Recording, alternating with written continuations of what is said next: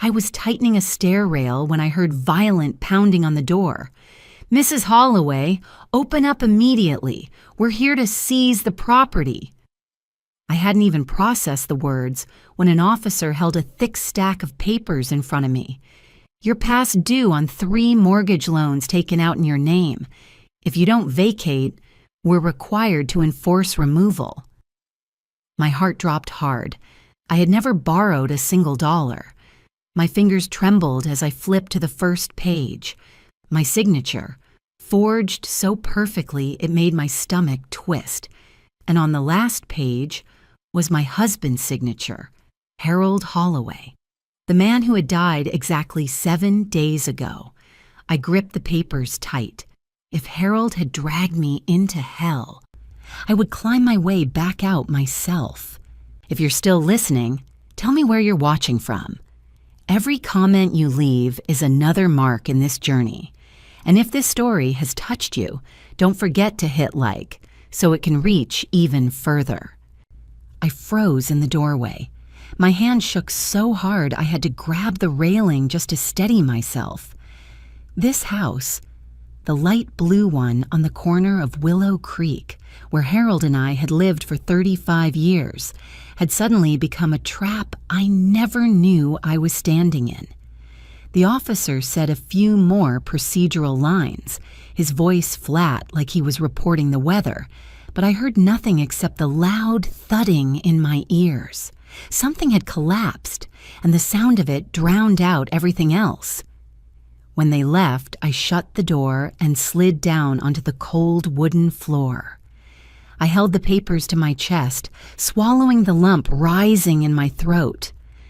I looked toward Harold's framed photo on the shelf, him smiling, his arm around my shoulder at our 30th wedding anniversary. I'd always thought of him as solid, dependable, maybe overly cautious but trustworthy. I never imagined I would someday stand at this point in my life, facing the threat of losing my home because of the very man who had vowed to protect me until the end. But if I wanted to understand what was happening, I had to start with last week, the day Harold died. Harold passed on a Monday morning suddenly in his office at the accounting firm. A severe heart attack. No warning, no last words. When his manager called, I had been standing in the kitchen preparing a late breakfast. I remember dropping the spoon onto the floor. I drove to the hospital like someone out of her mind, but by the time I arrived, Harold was already cold. I cried. But strangely, the grief felt thin, like a layer of mist that could be blown away with the slightest breeze. At the funeral, instead of sinking into sorrow the way everyone expected, I felt something else entirely. One deep breath that carried a quiet, unsettling sense of relief. A feeling I immediately felt ashamed of. I had loved Harold, but in recent years, something in our marriage had shifted. He spoke less, snapped more, and above all, he strictly refused to let me touch anything related to finances. "You don't need to worry about that," he always said. "Let me handle it. I know what I'm doing." For 35 years, I believed him, and now I was paying the price. One day, after the funeral, when the house had returned to its familiar, unsettling silence, I received the first envelope, no sender name. Inside was a letter from West Shore Bank informing me that I, Evelyn Holloway, was the co-holder of a secret safe deposit box. I remember sitting in the kitchen chair, reading the lines again and again until my temples burned. In over 3 decades, Harold had never mentioned any safe deposit box. I didn't even know he used West Shore Bank. He had always talked about Union Federal. I called Justin, my son. "Mom, I'm in a meeting. Can we talk later?" "It's important, Justin. Is this about Dad's finances?" "Mom, it's nothing. Dad always had everything planned." He hung up before I finished my sentence. I called Mia, my daughter, hoping she would listen. "Oh, Mom, please. Dad always had his own things. Don't make a big deal out of it right now. I'm dropping the kids off." A sigh, a forced laugh, a dismissive sentence.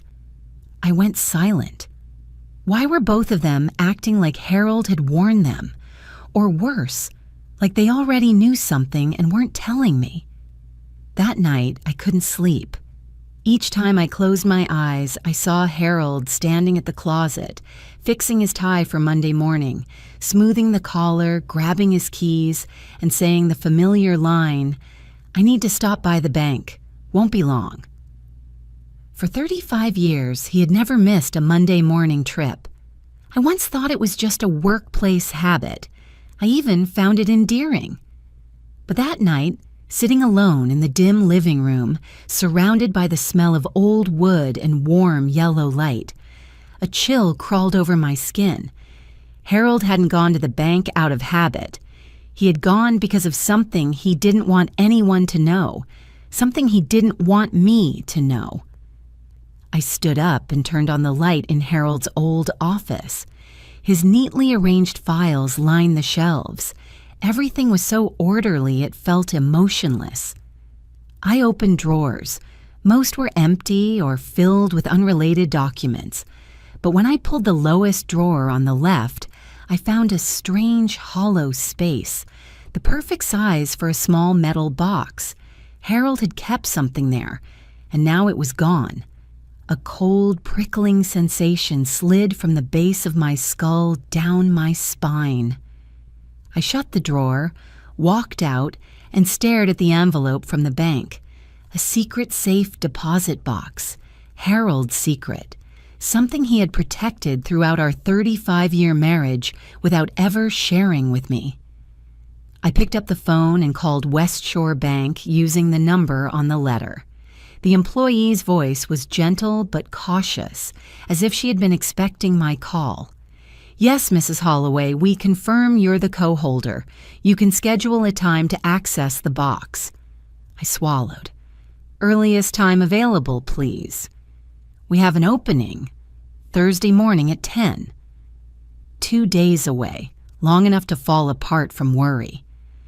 After the call, I turned off the lights and sat in the dark living room. The ticking of the wall clock sounded louder than usual. I thought about my marriage, how I once thought Harold was simple, a man who worked, read the morning paper, mowed the lawn on weekends, kept our home neat like an audit sheet. But he had hidden too much, for too long. I thought about that strange sense of relief at the funeral, the one I tried to bury. Maybe my heart had sensed the truth long before my mind caught up. I buried my face in my hands. I didn't know what I would find in that box, but I knew it wouldn't be money or anything good.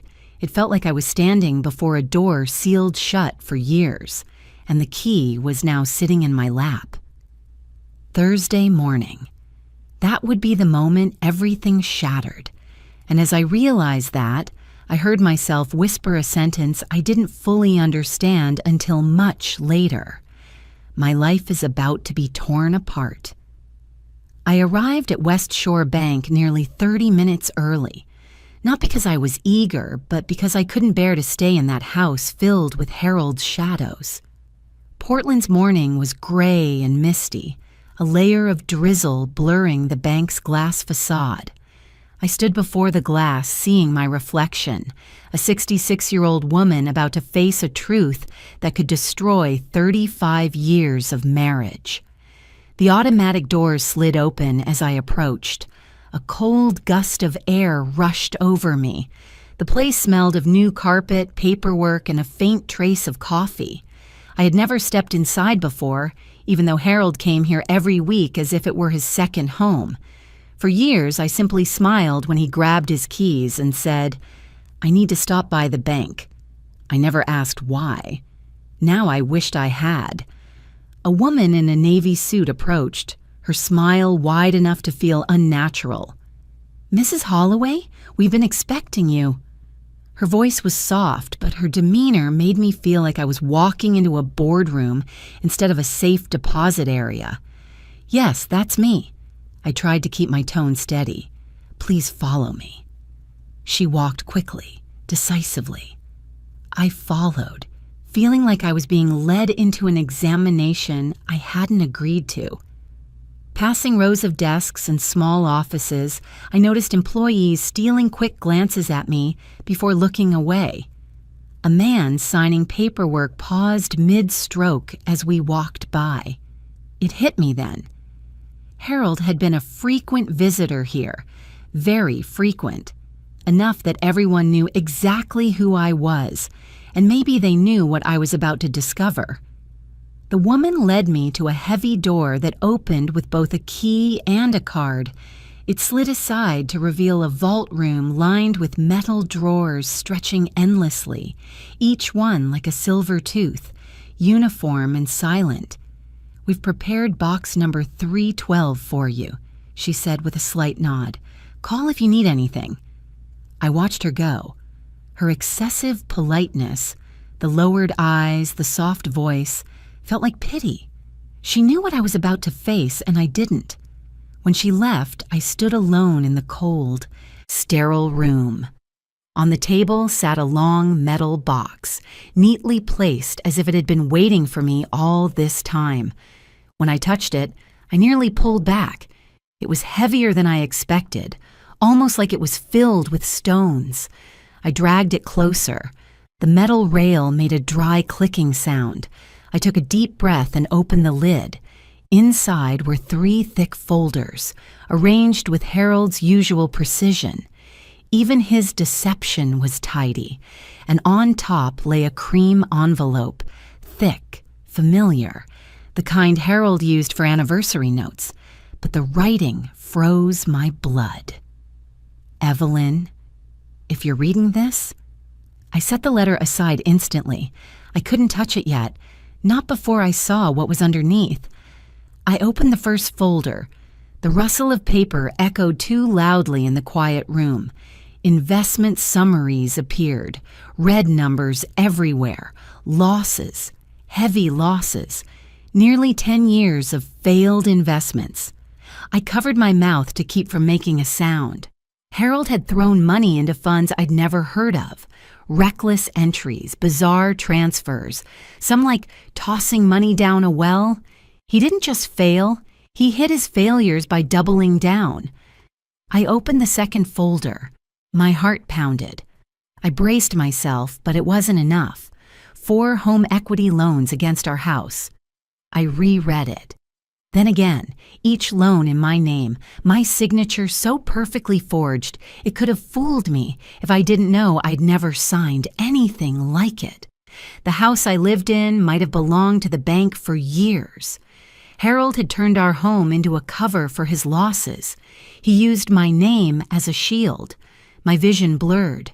My breath came short. Tears spilled before I realized it. When I opened the third folder, I didn't even try to steady myself. 18 credit cards, all in my name. Total debt over $130,000. I braced myself on the table to keep from collapsing. A cold wave swept through me. The tiny rows of text, the charges, the minimum payments, they were all my signatures. A flawless forgery. Harold had used my identity for years. How many? 5? 10? Long enough that I never saw it. I closed my eyes, and all I saw was Harold on Monday mornings. Blue tie, white shirt, quick steps. I need to stop by the bank. I once thought it was responsible. It was desperation. A dagger slid through the softest years of my life. It wasn't just the debt or the lies. It was that Harold had turned me, the person who trusted him most, into the target of his mistakes. I sat there for a long time, unmoving. The hum of the air conditioner was the only sound. When my wrists ached from supporting my weight, I opened my eyes and looked at the envelope. I wasn't ready to read it. Not yet. Inside was an explanation, a confession, a justification Harold left behind for me to bear alone. I couldn't hear his voice, even through ink. Not yet. Not when I wanted to tear the letter apart. I put it back in the box.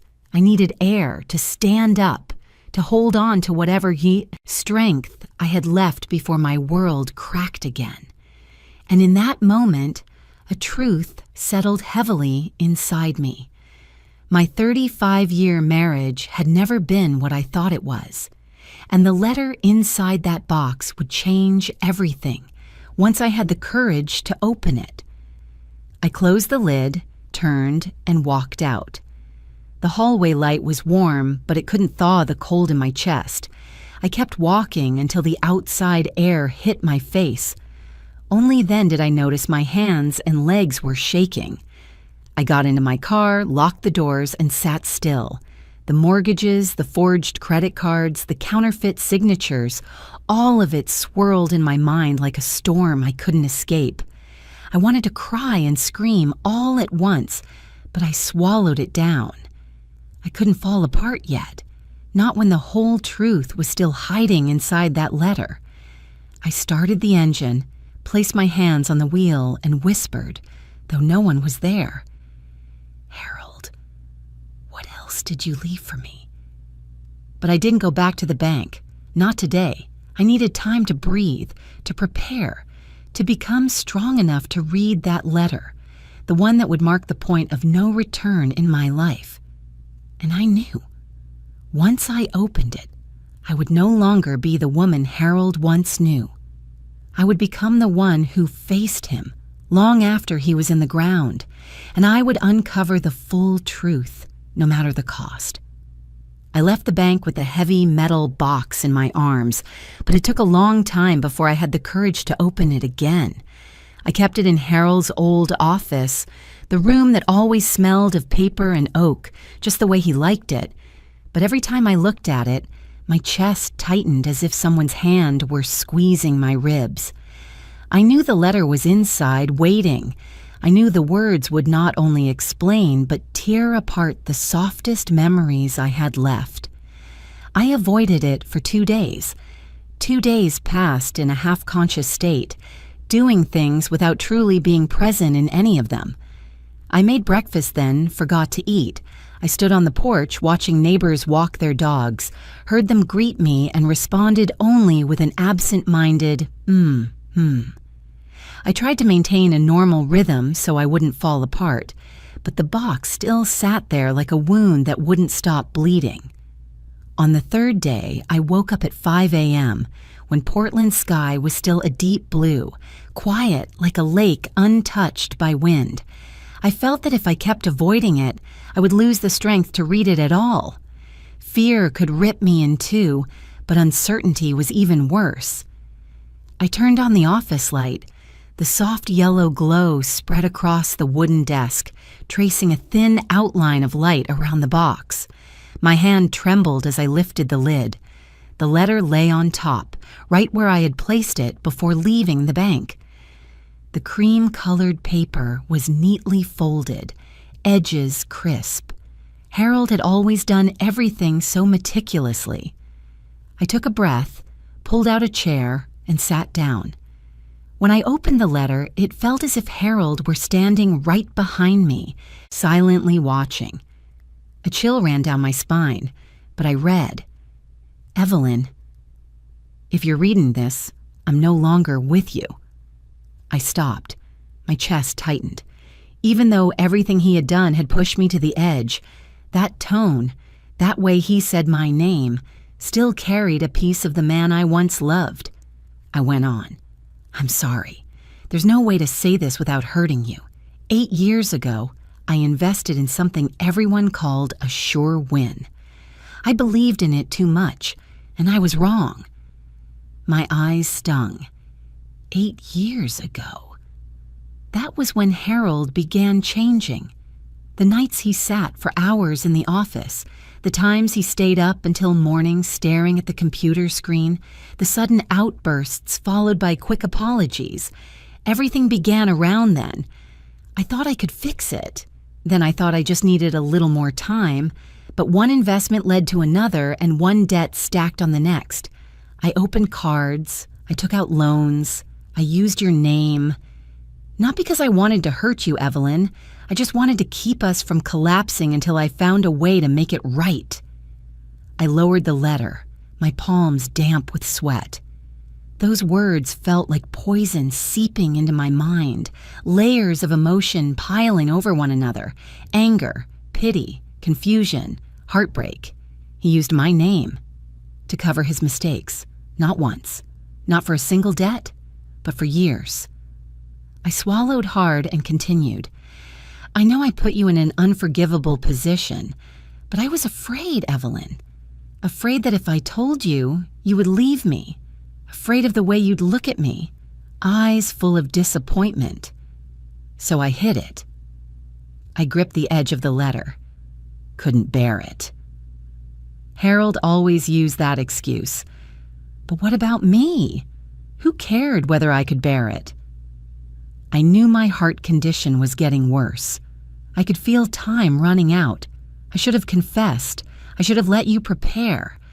But I kept hoping I could fix everything before it was too late.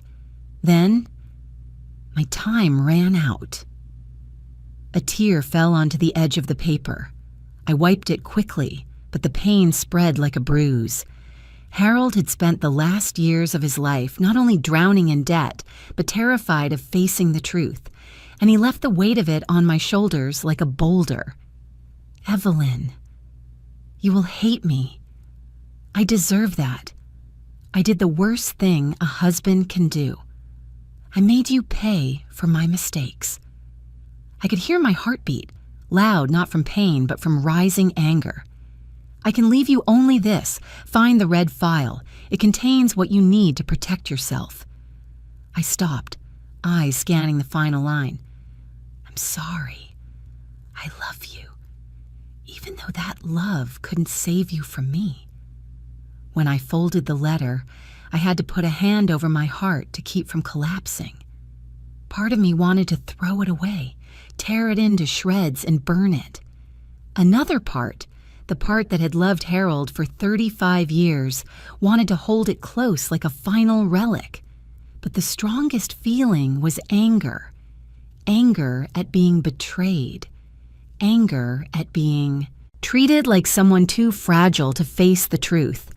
Anger that Harold had taken away my right to choose. I looked back at the box, searching through every folder, every compartment, every crease. There was no red file, no red paper, no red cover, no red label. Nothing. Harold said, "It contains what you need to protect yourself," yet he hadn't left it, or he had hidden it somewhere else. I leaned back in the chair, staring at the ceiling. The room was so silent I could hear the faint ticking of the wall clock. The air felt thick, almost suffocating. Harold, how many more layers of secrets do you expect me to uncover? I whispered, my voice rough with exhaustion. But I knew one thing for certain. This letter wasn't the end. It was only the first door opening onto a path I had no choice but to follow, to the very end for myself. I folded the letter again, put it back into the box, but didn't lock it. I couldn't lock anything of Harold's anymore, not when there were so many unanswered questions. I stood up and walked out of the office, leaving the box slightly open like a wound that refused to close. No red file, no salvation in his final apology. Only me, and the truth waiting ahead, cold as the Portland morning outside. I held the metal box for a long time before I was calm enough to call Justin. No matter how angry I was at Harold or how much I hurt, I still hoped my son could be someone I leaned on. Justin had always been the steadier one, the better listener. But when I dialed and heard the long rings, uncertainty crept in. "Mom, are you okay?" Justin answered on the fourth ring, sounding tired, as if I had just woken him, even though it was barely past 8 p.m. I took a breath. "I need to talk to you. It's important." A pause. "Is this about Dad?" I exhaled. "Yes. I found something he left behind. Not a will, A safe deposit box. A long silence made my heart contract. Justin was usually quick to respond, but this time he seemed to be choosing his words carefully.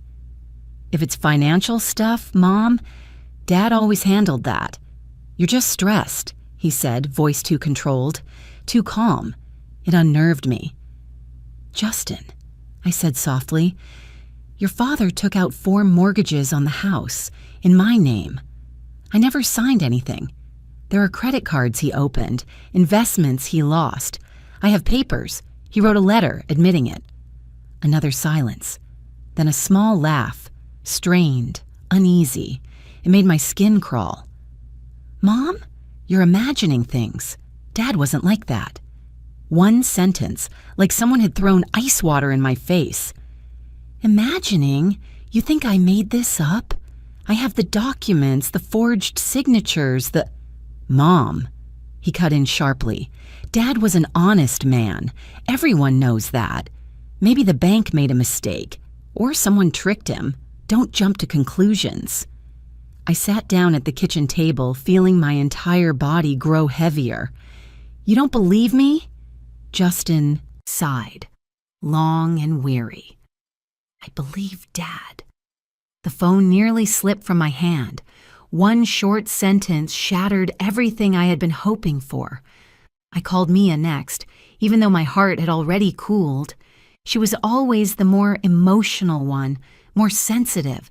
Surely she would hear the desperation in my voice. Mom, she answered quickly, I'm getting the kids ready for a bath. What's going on? Mia, we need to talk about your father.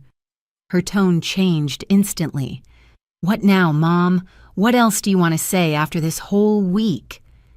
I looked at the open box on the table, the folders staring back like cold, unblinking eyes. Your father hid financial problems from me for years. He took loans in my name, opened credit cards, failed investments. There's proof, a letter from him. I prayed the truth would make her pause, but instead she let out a short, cutting laugh. Oh my God, Mom, do you really think Dad did something like that? What are you talking about? You know how responsible he was. I'm not making this up, I said quietly. There's evidence. There are forged signatures. Mom, Mia snapped, sharp enough to make me flinch. You're grieving. I get it. But you can't talk about Dad like that. It's disrespectful. I'm not disrespecting anyone.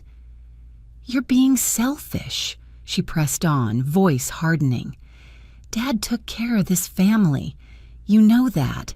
And now you're blaming him because you found something you don't understand? I don't believe you. It felt like the ground vanished beneath my feet. You think I'm lying? I think you're not well, Mia said, cold as glass. You're hurting Dad's memory, and I don't want to hear it. Then she hung up. I stared at the blank screen for a long time before setting the phone down.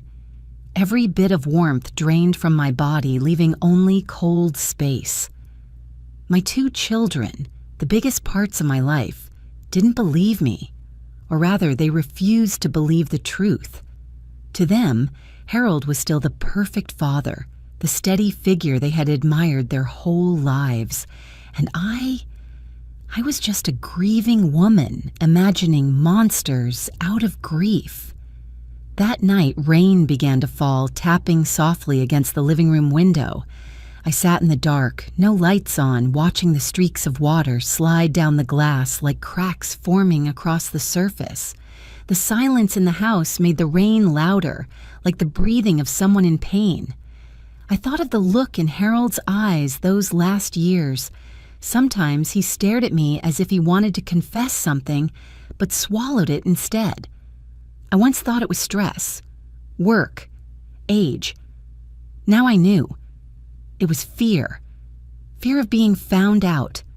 I thought about Justin, his strange calm, the way he defended Harold without hearing my full story. A faint instinct pushed me to replay the call in my mind. No, Justin wasn't indifferent. He was defensive, But why? For whom? And Mia's anger. I didn't blame her. Harold was her hero. He drove her to school every morning, helped her with math homework, held her every time she cried. The idea that Dad lied to us all was simply too heavy for her to bear. Sometimes the truth is too cruel for young people to accept. As for me, I had no choice. When I started to stand up, the phone rang again. I thought it was Justin or Mia calling back, but when I looked at the screen, I saw the words from West Shore Bank. Early foreclosure notice. Confirmation of enforcement. My hands went numb for a moment. I opened the message. It was a short summary. Because the loans had not been paid on time, the ones I never signed, the bank would begin foreclosure procedures within 30 days if there was no response. I exhaled a long breath that felt as if it dropped to the floor and shattered. Everything was falling apart too fast. No husband, no children who believed me, no home secured. I understood one thing with a clarity sharp enough to raise goosebumps. If I didn't save myself, no one else would.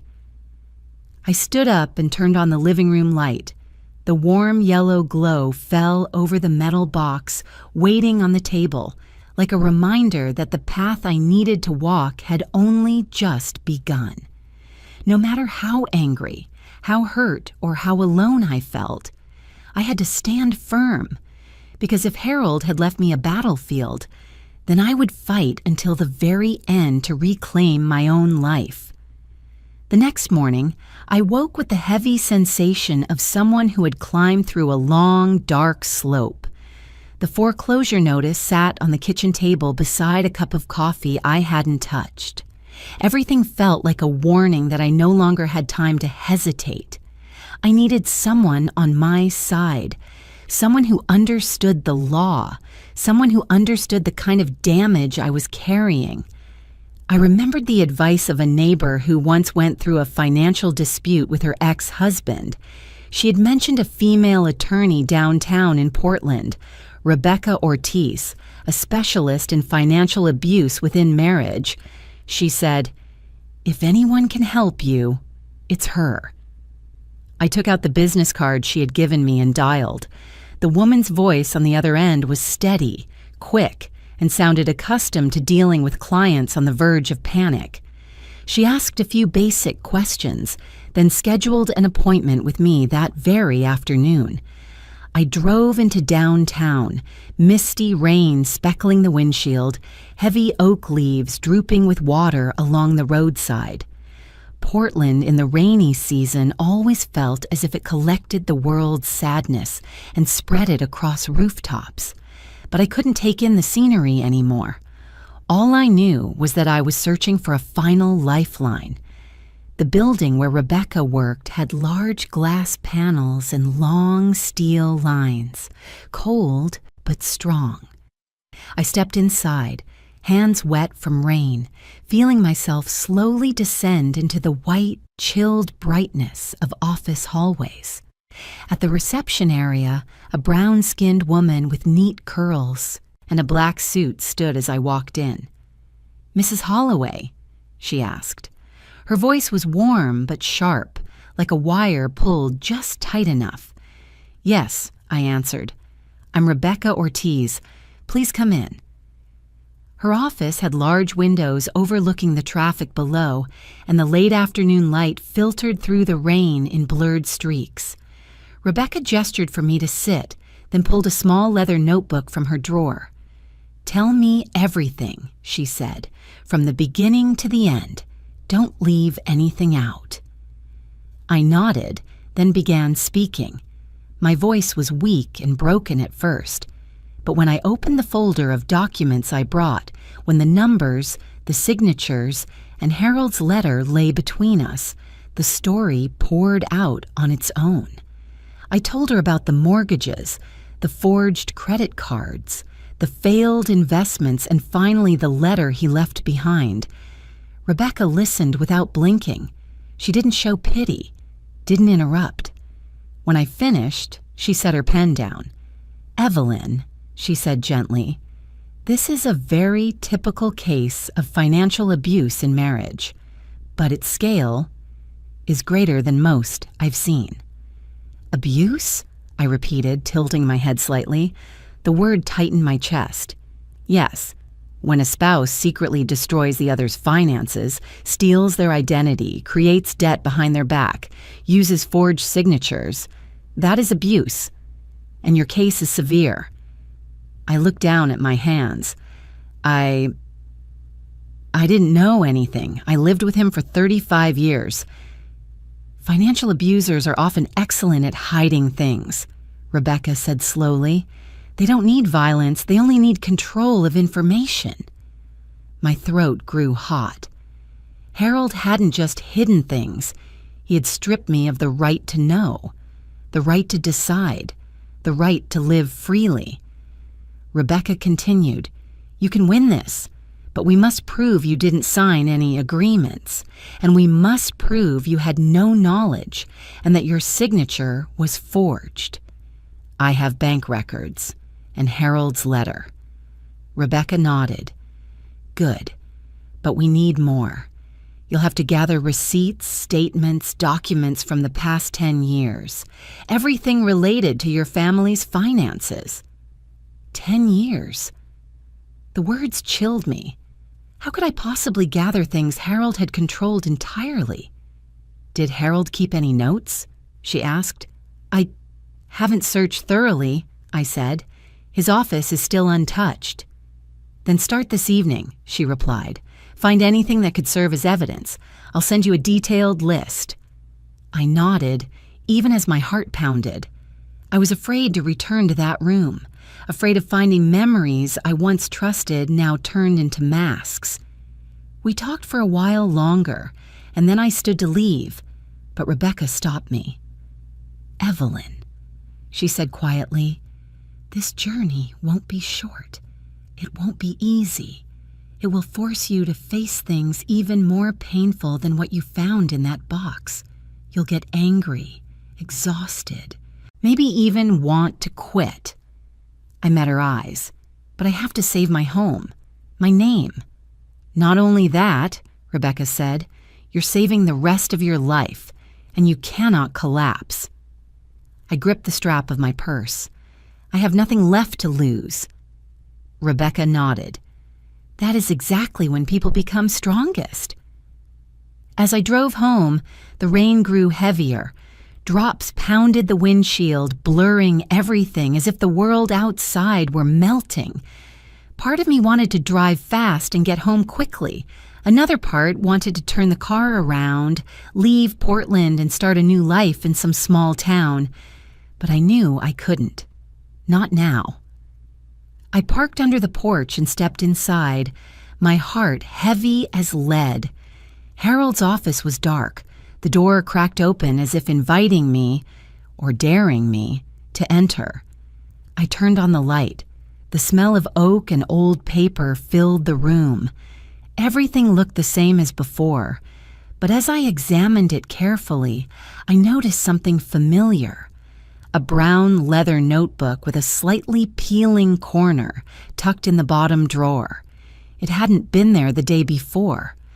Or perhaps I simply hadn't seen it. I opened it. Harold's handwriting.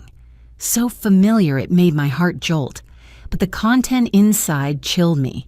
Detailed notes, dates of loans, days of failed investments, amount lost, minimum payments. The first time he forged my signature. Each page was a knife. No apology, no explanation, just numbers. Written carefully like a private confession. I flipped to the last page.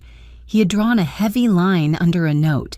Contacted appraiser to sell Evelyn's mother's wedding ring, not enough to cover payment. I froze. That ring. My mother wore it for 40 years before she died.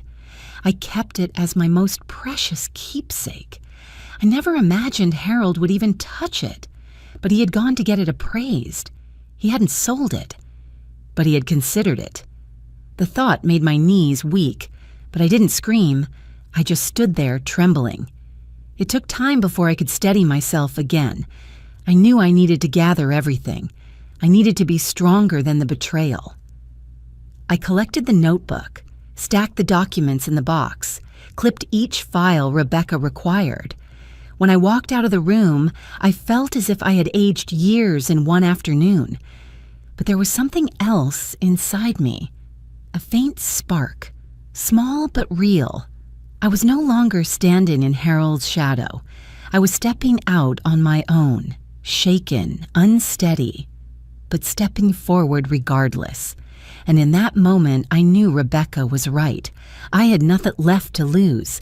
And when someone has hit rock bottom, there is only one direction left to go, upward. That evening, after gathering all the documents from Harold's office into a large box to bring to Rebecca the next morning, I sat at the kitchen table, preparing to send her a few scanned pages to review. But when I opened my computer, something felt off. A small email icon blinked in the corner. Not in my main inbox, but in an alternate account I had nearly forgotten existed. I froze. A strange unease crept into my chest. Harold had helped me set up that account years ago, saying it was for emergencies in case you lose your password. I had never used it since. My fingers hovered over the keyboard as if intuition itself were trying to stop me. But I opened it anyway. The inbox lit up. Time rolled back, and a single 6-month-old message appeared from an address I recognized immediately. Harold.Holloway, Archive G. Its subject line was only 3 words, for Evelyn only. My heart thumped hard once. Harold had never emailed me like that, certainly not to the account even I barely remembered. I clicked the message. Inside was a single attachment, red filed zip. I knew right away. I had found the red file Harold mentioned in his letter, the one he said would help me survive. I hesitated a moment, then opened it. A folder appeared containing nearly 20 PDFs, each numbered, and one final text file labeled, "Read this first." Text. I opened it. Just a few lines. Evelyn, if you are reading this, I no longer have the chance to fix the damage myself. You will be angry and you have every right. But if you want to prove your innocence, you must have evidence. This is everything. Harold. I went still. His tone wasn't like the man who wrote anniversary cards. It wasn't soft. It wasn't an attempt to ease my pain. It was a confession. Blunt and merciless. I opened the PDFs. The first file listed banks, the loan officers, dates signed, amounts, and scanned loan forms. I saw the forged signatures clearly. The curved strokes, the hesitant pressure. If someone else had forged my signature, it wouldn't have looked so perfect. But this was Harold, the man who saw my signature every day, who signed our house purchase 30 years ago next to mine. The second file listed every credit card he opened, all 18. Some used to pay short-term loans, others covering losses in investment accounts, some just making minimum payments before falling into debt. The third file held all of Harold's failed investments, each page marked with little handwritten notes he added before saving the documents. I thought this would save us. I just need more time. Can't let Evelyn know, she'll break. I was wrong. Each note pierced me. I didn't know what hurt more, his years of deception or the fact that he thought I was too weak to handle the truth. The fourth file made my breath catch. A list of every forged signature he had ever used for loans or cards. Next to each scan, Harold had written a single line. I committed a crime. I put a hand over my mouth to keep from crying out. Everything confirmed what Rebecca had said. This was financial abuse of the highest level. Then I opened the final file, a spreadsheet Harold titled, "Evidence Evelyn is Innocent." It listed every loan, every date, every forged signature, with notes. Evelyn did not know. Evelyn was not present. Evelyn did not sign. Evelyn received no benefit. My vision blurred. The cruel irony was that the man who destroyed me was also the one who left behind the only tools that could clear my name. Harold had made me a victim, but he had also left the key to escape the trap he built. I didn't know whether to thank him or curse him. The next morning, I brought everything to Rebecca. She opened each file, her expression shifting, from calm to serious to astonished. "Evelyn," she said slowly, "this red file is the strongest weapon you have. Not everyone who commits financial abuse leaves behind material like this. Harold didn't just admit fault, he documented every single unlawful act he committed." I lowered my head, rubbing my fingers together to steady myself. Rebecca leaned toward me. "With this, we won't just prove you're innocent. We can petition to void every loan, wipe out all credit card debt, and restore your financial standing. Courts take self-incriminating records like this very seriously." I let out a breath I didn't realize I'd been holding. "But Evelyn," Becca continued, "the red file tells us something else. Are you certain Harold did all of this alone?" I looked up. "What do you mean?" She turned the monitor toward me. "Some transactions show a secondary name or someone Harold asked to open temporary accounts. That name is redacted in the bank copies you brought. But in the red file, Harold wrote one line." She zoomed in, a small note at the bottom of the page. "Jay knows about this. I promised him it was a sure win investment. He shouldn't have been dragged in." My head rang. Jay. Just one letter. But I knew. I knew without thinking. Justin. As I reread the note, a memory flickered from the day before. Justin's strange calmness. The way he grew defensive when Harold came up. The way he avoided my eyes when I asked questions. My hands shook. "Rebecca, what do you think Justin knew?" "I can't conclude anything," she said, "but Harold recorded that your son participated in at least part of this process. Maybe he was persuaded. Maybe he thought he was helping temporarily. Maybe he didn't know how serious it was." I held my head in my hands. "Oh God, Justin." Rebecca softened her voice. "You need to talk to him. But be careful. When people fear being implicated, they often lie." I nodded, unsure if I had enough breath left to speak a single word. That evening, while I was sitting at my desk, Justin suddenly appeared at my door. He didn't call first, didn't warn me. He just stood there, tense-faced, hands buried deep in his coat pockets. "Mom," he said, eyes flicking toward the box of files on my table.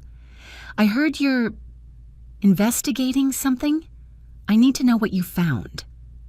I looked at my son for a long moment, noticing the way he avoided eye contact, the slight lean of someone preparing to defend himself. In that instant, I knew Justin had known more than he'd ever said. He had known for a long time, and I knew this too. The truth between us was no longer a bridge. It was a wall I would have to break, no matter the cost. Justin stood in the doorway, hands shoved deeper into his pockets, shoulders hunched as if carrying an invisible weight. I opened the door wider, giving him space to come in, but he stayed right at the threshold, not entering, not leaving. He scanned the house, the home once filled with family laughter. Then his eyes settled on the box of documents. "Mom, we need to talk," he said, voice rough. I nodded and stepped aside. Justin walked in but didn't sit. He stood beside the table, the light hitting his face in a way that made his eyes darker, more tired. "I heard from Mia that you're digging up Dad's business," Justin began. I let out a slow breath. "It's not digging. It's the truth. A truth I didn't choose, but one I have to face. Justin bit his lip, inhaling as if bracing himself. Dad once asked me to put my name on a loan, he admitted, staring at the wooden floor instead of me. I blinked. When? 3 years ago. Justin stepped back slightly. Dad told me his small company hit a temporary snag. He said he just needed my name for a little while, that it wouldn't affect anything. No one would know. He needed a trustworthy signature. My knees weakened. Did you sign it? No. Justin shook his head quickly. I refused. But I didn't tell you. I didn't want you to worry. I didn't want you to ask why Dad needed my help for a big loan. I didn't want more tension in the family. He finally looked up. I thought Dad was just having a small problem. I didn't know it was this big. I realized Justin didn't hide the truth just because of fear of Harold. He hid it because he was afraid to face the possibility that the father he idolized could do something wrong. You know, Justin, I said softly, but my voice didn't shake anymore. I'm not angry at you for not telling me sooner. I'm angry that you still don't believe me, even when the truth is sitting right here. Justin clenched his fists. Mom, I don't know what to believe. I grew up seeing Dad as strong, dependable, the man who always fixed everything. To me, he could never be wrong. And that's the problem, I replied. Because you believed he was perfect, you dismissed every piece of evidence, even when it was staring you in the face. Justin went silent, and I saw it. A quiet collapse inside him, like stone cracking from within. No noise, no drama, but real. That collapse never reached Mia. If Justin had at least listened, Mia chose the opposite path entirely. 3 days after my talk with Justin, she called, her voice sharp as a blade. Mom, I don't want to hear any more of you slandering Dad. I'm sending back the things you gave me. Before I could explain, she hung up. That evening, just as I was about to lock the door, I heard a car brake hard outside. Mia stepped out, her coat whipping in the cold wind. She didn't knock, didn't greet me, didn't even look at me. She walked straight to the porch and threw the stack of documents onto the steps like something filthy. Papers scattered across the damp concrete. If you want to destroy the image of Dad, go ahead, she spat, but don't drag me into it. I bent down to gather the pages, my fingers freezing. Mia, I sent them so you'd know the truth, not to make you hate your father. I never wanted that.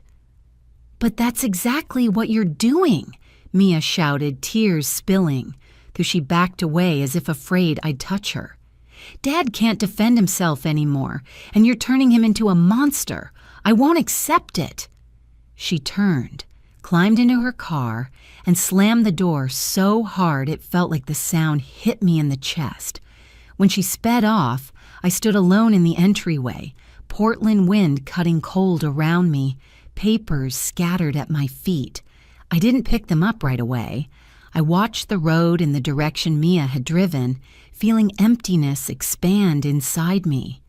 My 2 children, the people I carried, raised, and loved through most of my life, were fighting me. Not out of malice, but because the truth was too big for them to face. I wasn't angry at them.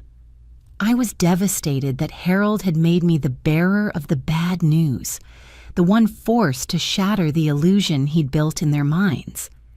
When I told Rebecca everything at our next meeting, she stayed silent for a long moment, then said, Evelyn, truth always comes with a cost, and you're paying with the fracture of your family. I looked down at my hands. I don't want to lose my children, but I also can't let myself be dragged down by Harold's mistakes. You're not doing anything wrong, Rebecca said firmly. You're stepping out of the darkness he created. I gave a weak smile.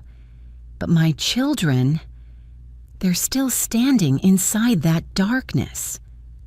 They'll step out eventually, Rebecca said, but not today, and you must keep going, even if you have to walk alone. I nodded, feeling, for the first time in months, a small, steady ground under my feet. I'll keep going, I said. Rebecca nodded. You must keep going. That night, when I came home, I turned on every light in the living room. Warm yellow light washed over the piles of documents, over Harold's deposit box, over the scratches on the floor where Mia had thrown the papers. I stood in the center of the room for a long time. I had lost Harold, in every sense. I was losing my children, in the most painful way. I was losing my home, unless I fought for myself. But I realized something else. I had never stood for myself before, never fought for myself, never allowed myself to be the one steering my own life. And if everything I was losing now was the price of finally finding myself, maybe it was a price I could accept. I gathered the papers, stacked them neatly, and placed them on the table. Then I opened my computer, pulled up the red file, and emailed Rebecca the additional documents she needed. When I clicked send, I knew I had taken a step Harold never imagined I could take, a step out of his shadow, a step towards saving my own life. Even though no one else was in the house, I still said it out loud, I'll see this through. The next morning, when Rebecca emailed to inform me the financial abuse petition had been officially filed with the court, I stood frozen in front of the screen, as if I had just heard someone declare the beginning of a war. No turning back, no waiting for Harold to return and explain everything, no hoping it would somehow go away. I stepped onto the porch and breathed in Portland's sharp, wet air. Wind rustled through the oak leaves in the yard, carrying the smell of damp wood. The sky was heavy and gray, but something small and solid had taken shape inside me. Not peace, but resolve. About an hour later, Rebecca called. "Evelyn," the bank responded. Her voice dropped half a tone, and I tightened my grip on the phone. "What did they say?" "They claim you benefited from the marriage, so you're responsible for the loans he took out while married to you." I let out a dry, humorless laugh. "Benefited? I'm facing foreclosure. How exactly did I benefit?" Rebecca sighed. "That's how banks operate. They cling to the concept of marital assets and push liability onto the surviving spouse. But we have the red file. We have forged signatures. We have transaction histories. And we have Harold's confessional record." I sat down at the old wooden kitchen chair. The house was so quiet I could hear every tick of the wall clock. "Are you ready for this stage?" Rebecca asked. I nodded, though she couldn't see. "I don't have any other choice." 2 weeks later, the real battle began. Rebecca hired a handwriting expert who once worked for the FBI, a tall, thin man with silver hair and eyes sharp as metal. He arrived with a large case full of scanning equipment, magnifiers, and comparison software.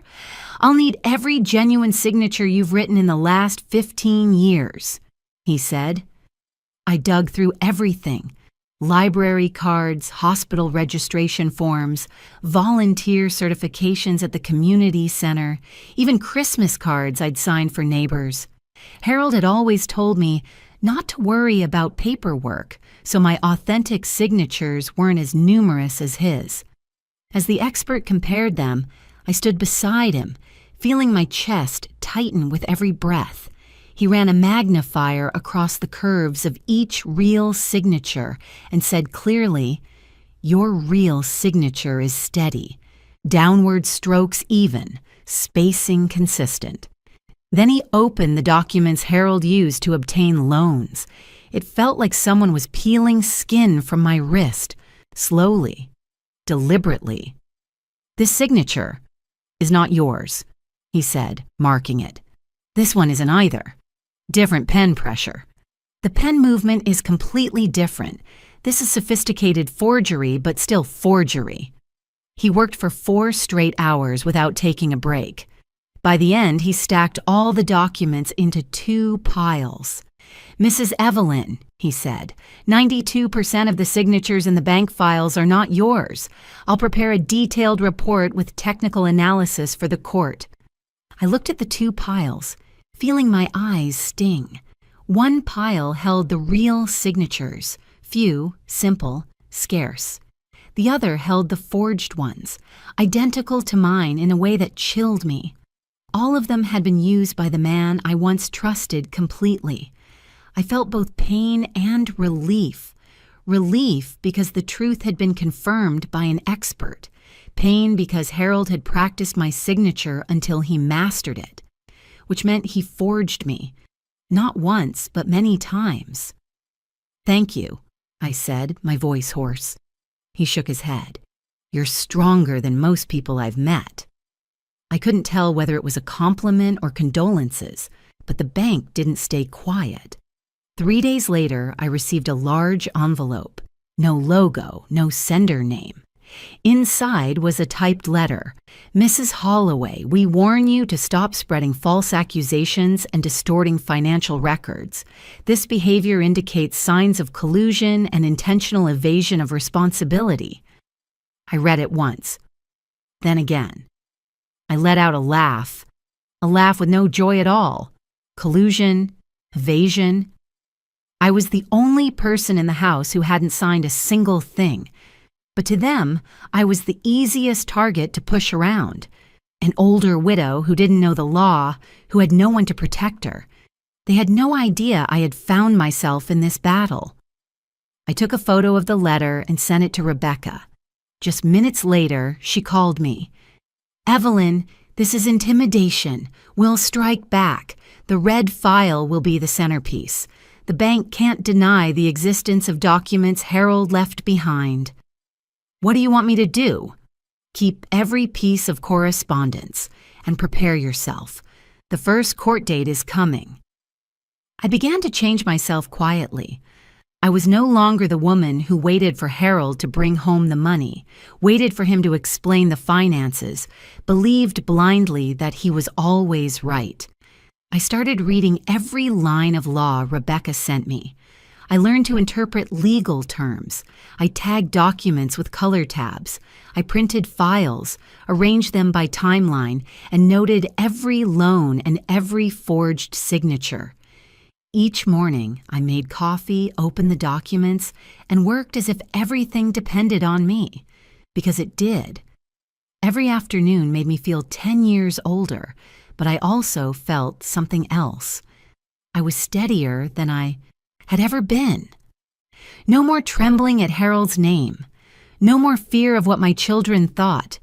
No more feeling like a passive bystander in my own life. Sometimes I looked in the mirror and saw the woman I was at 35, when Harold first brought me to this house, but her eyes were different now, lined with age, touched by pain, yet still burning with fire. The court date was set. Rebecca sent a short text. "March 17th, be ready." I sat down, my hands trembling slightly, not from fear, but from knowing I was standing at the biggest crossroads of my life. That night, as I turned off the living room lights and prepared for bed, my computer chimed with a new email. I opened it. An anonymous message. No subject, no signature. "Stop, you will regret this." Below it, a single line. This wasn't just Harold. I froze, my heart pounding. Not Harold, not only Harold, and someone out there didn't want me to continue. I stared at the screen until the blue glow stung my eyes.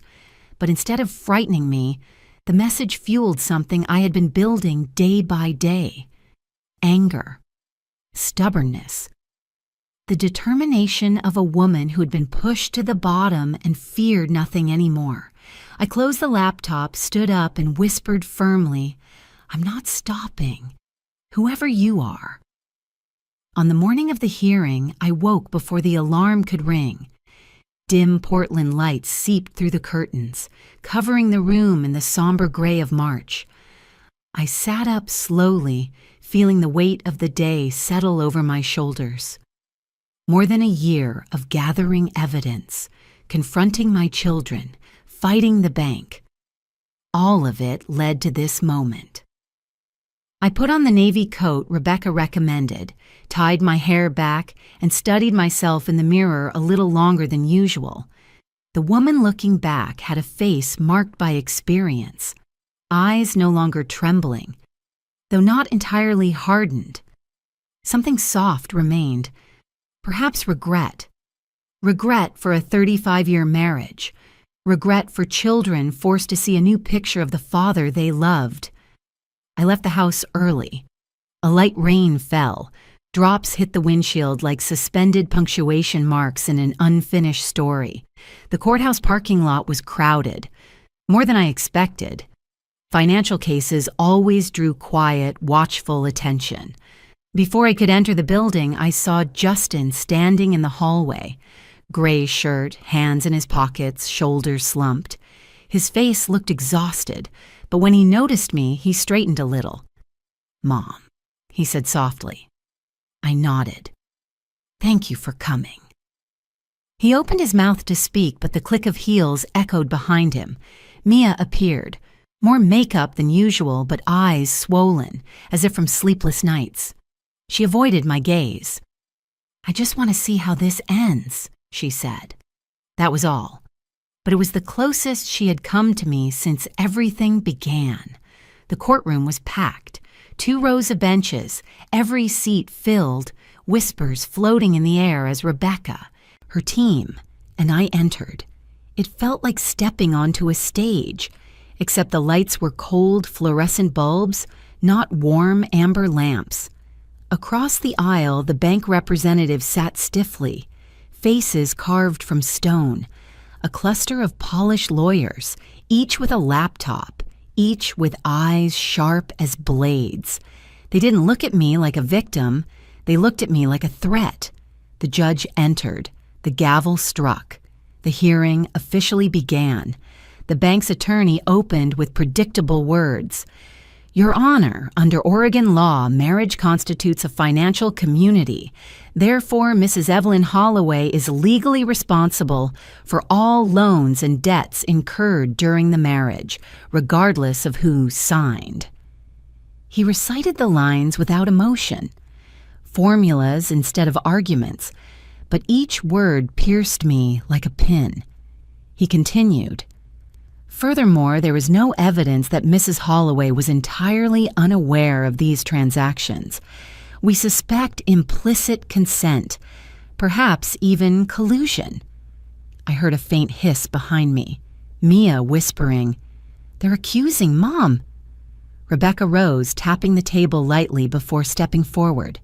"Your Honor," she said clearly, "the bank relies on the concept of marital assets, but they purposely ignore the nature of this case, financial abuse within a marriage, and we have evidence." She signaled to the technician. A large screen lit up. "We present an audio recording of Harold Holloway, now deceased, speaking with his private attorney 6 months before his death. In it, he explicitly asks about the legal risks of using his wife's forged signature to obtain loans." A shockwave rippled through the room. I glanced at Justin. His face had gone pale. Mia raised a trembling hand to her mouth. The recording played. Harold's voice filled the courtroom, low, strained. "If, hypothetically, I used my wife's signature, would the court see that as fraud?" His attorney's voice replied, "Absolutely fraud, and if she proves it, the bank bears the loss, not her." Harold again, voice shaking. "I just wanted more time. I didn't want her to know." Someone behind me let out a broken sound, maybe a stranger overwhelmed. My fingers tightened until my knuckles whitened. The judge nodded slowly. When it was my turn to testify, my legs felt like stone. But when I set my hand on the wooden rail, a strange calm washed over me, as if I finally knew exactly what needed to be said. "Mrs. Holloway," the judge said, "please describe your marriage and why you claim you knew nothing about the loans." I looked at him, then at the room. I saw Justin wiping his eyes. I saw Mia caught between disbelief and heartbreak, and I began. I trusted my husband for 35 years. I trusted him so completely that I never opened a single financial file, never logged into the bank account, never asked why. I thought that was trust. But now, I know I misunderstood. I paused. Trust is not consent to betrayal. A small sob broke from somewhere behind me.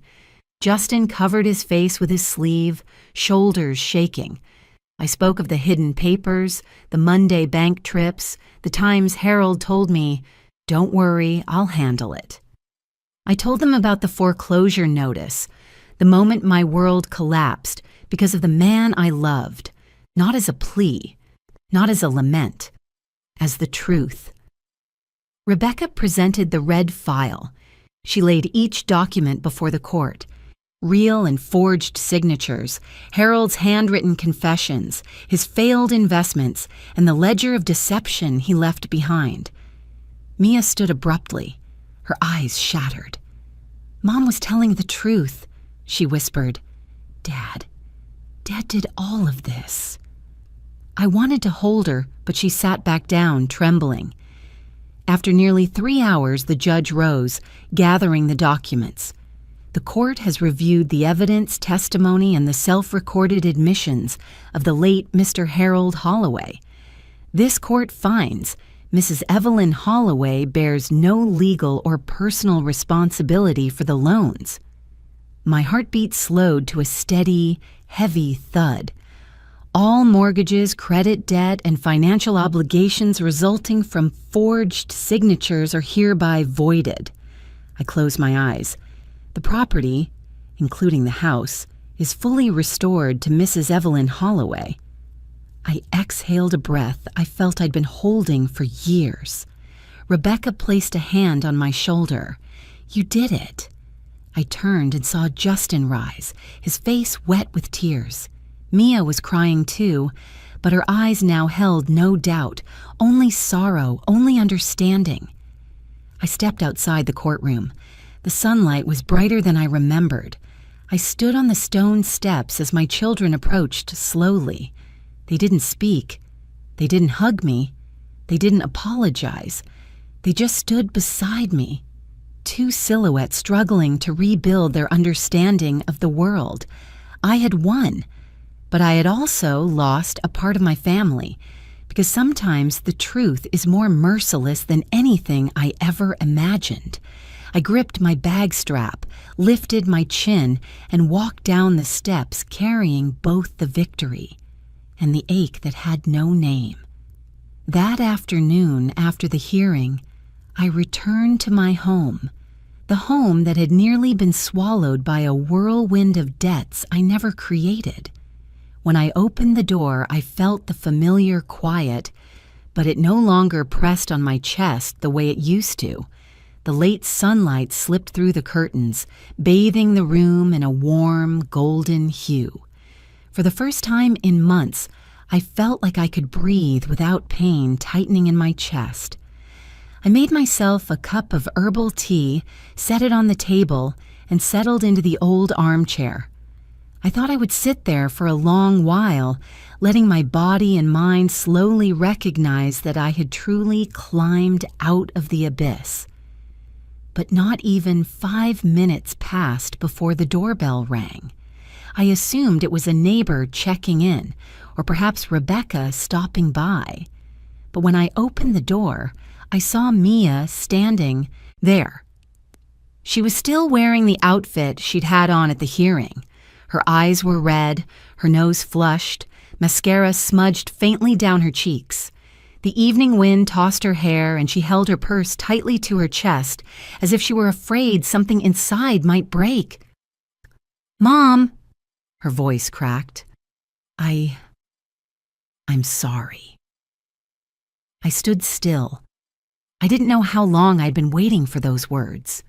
Maybe since the day Harold died, maybe since the moment I discovered everything, or maybe since the night Mia threw the documents onto the steps and walked away without looking back. Mia stepped inside, automatically closing the door behind her. Then she broke down. Not the restrained, angry crying I had seen before, but the way a child cries, like the little girl she once was at 6 years old, who would run home whenever thunder scared her. "I trusted Dad so blindly," she sobbed. I never thought he would do something like that to you. I thought you were trying to ruin his name. I was wrong. I was terribly wrong." I placed my hand on her shoulder. She collapsed into my arms as if she had been waiting months for someone to hold her again. I stroked her hair, feeling her body tremble against me. "It's all right," I whispered, even though my heart was breaking with each tear she shed. "You trusted your father because you loved him. I never blamed you for that." "But it must have hurt you so much," Mia cried. "You faced all of this alone, and I turned my back on you." I didn't deny it. I didn't want to revisit it. Holding her in my arms, I realized forgiveness isn't erasing the pain. It's allowing both of us to walk forward without being chained to what happened. An hour later, Justin arrived. He stood at the door looking uneasy, holding a thin stack of papers. When he saw Mia sitting in the kitchen with a cup of tea and red eyes, he flinched slightly. Then he sat next to her and turned to me. "Mom," Justin said quietly, "there's something I need to tell you." My heart tightened. "Last year, Dad sent me some documents." Justin placed the papers on the table. "He asked me to keep them because you didn't need the stress. I read them, but I didn't understand everything. I knew something was wrong, but I didn't have the courage to tell you." He lowered his head. "I didn't want to upset you. I didn't want to confront Dad. I didn't want to break the image I believed in my whole life." I opened the papers. Just as Justin said, copies of old loan forms, notes Harold had written about risk, late payments, waiting until next week to fix it. Every line was a warning sign that Justin had been too young, too unprepared to face at the time. I exhaled, placing my hand over his. "You were wrong," I said gently but honestly, "but you came here to say it, and that means a great deal." Justin looked up, eyes wet, but clearer than I'd seen in a long time. "I'm sorry, Mom."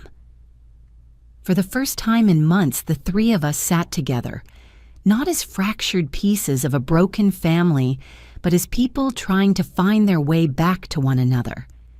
I made more tea, set out a plate of biscuits, and in that small kitchen, once filled with cold silence, the air warmed bit by bit. No one spoke much, but the silence wasn't sharp anymore. It felt like the warmth from an old heater, soft, steady, slowly thawing places in our hearts that had been cold for too long. I said, "Your father wasn't a monster." I looked at Justin, then Mia, but he wasn't a saint either. Mia lowered her head. Justin nodded slowly. Both of them understood now. A person can love deeply and still cause deep harm. And sometimes those left behind must learn to hold both truths at once. We talked until dusk, not about debts or lawsuits, but about good memories. Beach trips, Christmas dinners, nights when Harold told them old stories. No one tried to deny he had hurt me, but no one denied he had loved us in his own flawed way, either. My family, though scarred, was finding its way back. A few weeks later, I started working at Helen's Book Nook. Helen, the woman who had encouraged me throughout the ordeal, stood behind the counter with her warm smile and those sharp eyes that always seemed to understand more than she said. "I knew you'd come," she said when I asked for a job. I laughed. "Helen, you didn't know that." "No," she tilted her head, "but I know someone who survives a storm often wants to stand again and do something meaningful." Helen taught me how to shelve books by theme, how to recommend the right story to the right reader, how to recognize someone searching for a book to fill an empty place inside. One afternoon, while I was labeling new arrivals, Helen walked up to me. "Evelyn," she asked, "what did you learn from everything you've been through?" I set down the novel and thought for a moment. "I learned," I said slowly, "that I'm not as weak as I thought, and I'm not strong in the way I expected either. I just survived, and from that, I learned how to live again." Helen smiled. "That's resilience." I realized then that every woman who walked into this shop carried her own story, and I, with all the ruin Harold left behind, could now understand them in a way I never could before. I wasn't just standing up again. I was being reborn. That evening, when I locked the shop and stepped outside, the sky was turning a soft shade of purple. I looked up and suddenly understood something clearly. Harold left me in ashes, but I rebuilt my life from those ashes, and the rest of my life, for the first time in a very long time, belonged entirely to me. After that night when my children and I finally sat together again, my life found a new rhythm, slow, gentle, but fully within my control. I still work 3 days a week at Helen's shop. I loved opening the door in the early morning, the scent of old books mixing with the coffee brewing behind the counter, the soft chime of the wind bell whenever a customer walked in. It was a kind of peace I never knew I needed so much. But the ordinary days in the shop began to change when I noticed certain eyes, not those of people searching for a good novel, but eyes filled with hesitation, worry, sometimes fear, hidden behind polite smiles. The first was a woman around 50. She lingered in the self-help aisle, fingers brushing the spine of a book about financial independence without opening it. She looked at me, took a breath, and asked softly, "You're Evelyn, right? You went through what they wrote in the interview Helen posted on the board?" I nodded. She bit her lip. "I think something is wrong in my home, too, but I don't know where to start." We sat in the reading nook. She told her story in fragments. Her husband controlled all bank accounts, gave her money only in small amounts, told her she couldn't handle numbers, sometimes pressured her to sign papers she wasn't allowed to read. Each detail felt like I was listening to my own past self, the woman who thought ignorance would keep her life peaceful. I gave her a few resources, showed her how to check her credit, urged her to speak with a lawyer. When she left, her hands were no longer shaking. I thought she was an exception. She wasn't. Within weeks, 5 women sought me out. All unsure, all anxious, all unaware they were experiencing financial abuse. Helen saw what was happening even before I did. One afternoon, she placed a hand on my shoulder while I was reorganizing the book display. "Evelyn," she said, "if this keeps happening, you need a space for them, not the checkout counter." I looked at her, not fully understanding yet. "You mean a support group?" Helen nodded, smiling gently. "A small one, led by someone who's walked through it. They trust you." The idea made me nervous. I'd never led anything, certainly not a group built on vulnerability and pain. But that night, as I sat at my kitchen table, the same table where I'd once shaken opening envelopes from the bank, I realized something. I had walked through hell, and I didn't want anyone else to walk through it alone. So the first support group met in the little storage room behind the shop, surrounded by towers of old books. The first night, only 3 women came. They held their cups of tea tightly, as if afraid hope might spill out. I began with my own story, not shaking like in the courtroom, not choking with grief, just telling it, honestly, plainly, without bitterness. When I finished, one woman burst into tears. Another squeezed my hand and whispered, "Thank you. I finally feel like I'm not crazy." The group didn't stay at 3. Week 2, 6 women. Week 4, 10. By the second month, we didn't have enough chairs. There was a retired teacher, an online shop owner, a young woman married only 2 years, but already denied access to her own bank account. All different, yet all shaped by the same sentence from a man in their lives: "Let me handle everything." I didn't give advice quickly.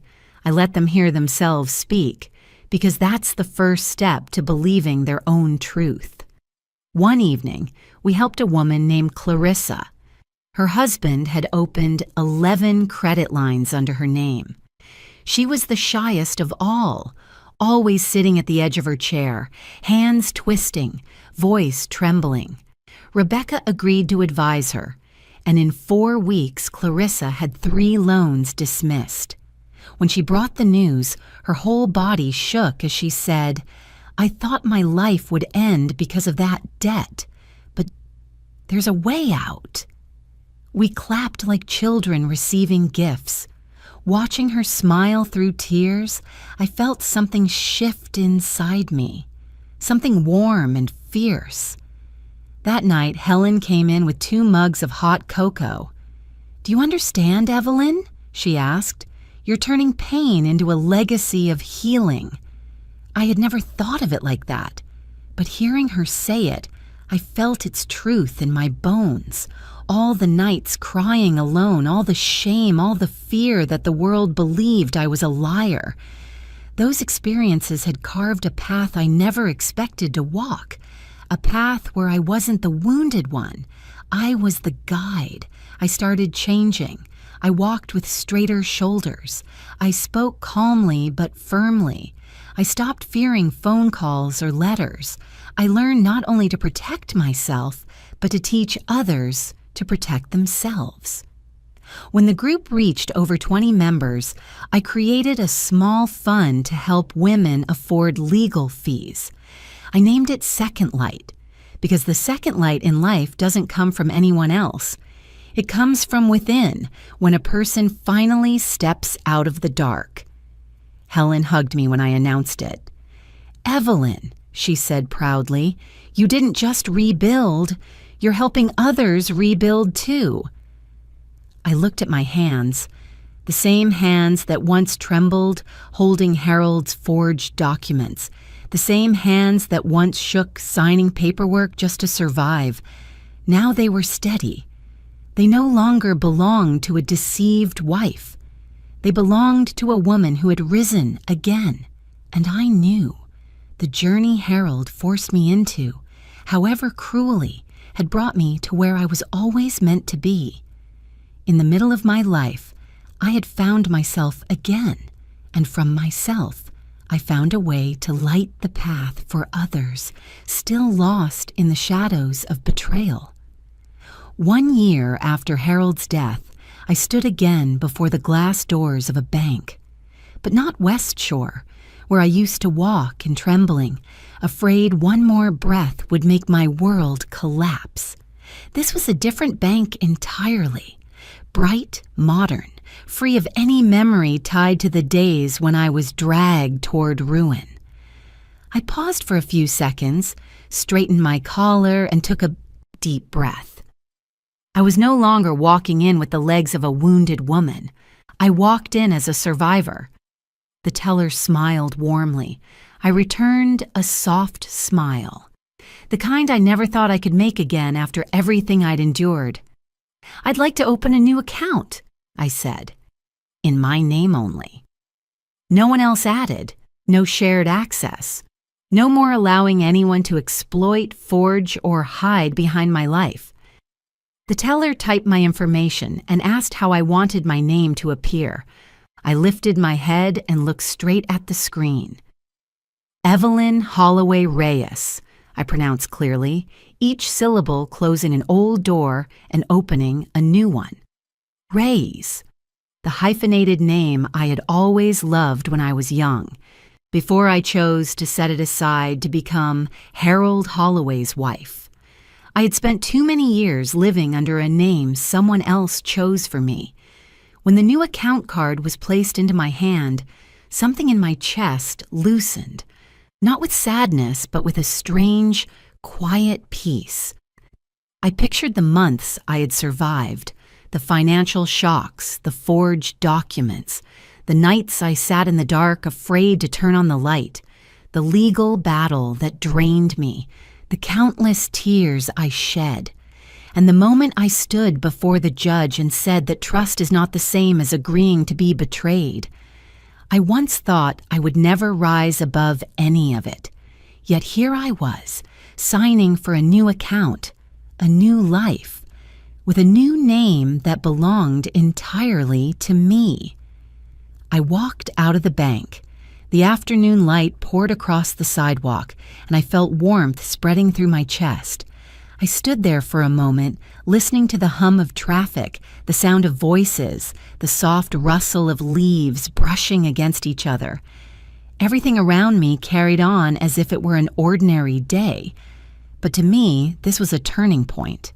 I was no longer the woman who let Harold decide everything for 35 years of marriage. I no longer lived in anyone's shadow. I no longer searched for excuses to forgive the unforgivable. I had become the woman I was meant to be long ago. When I returned to the bookshop, Helen was sitting behind the counter reading a newspaper. She looked up and smiled as if she already knew what had happened. "Evelyn," she said, "you look different." "Different how?" I asked, though I felt the difference myself.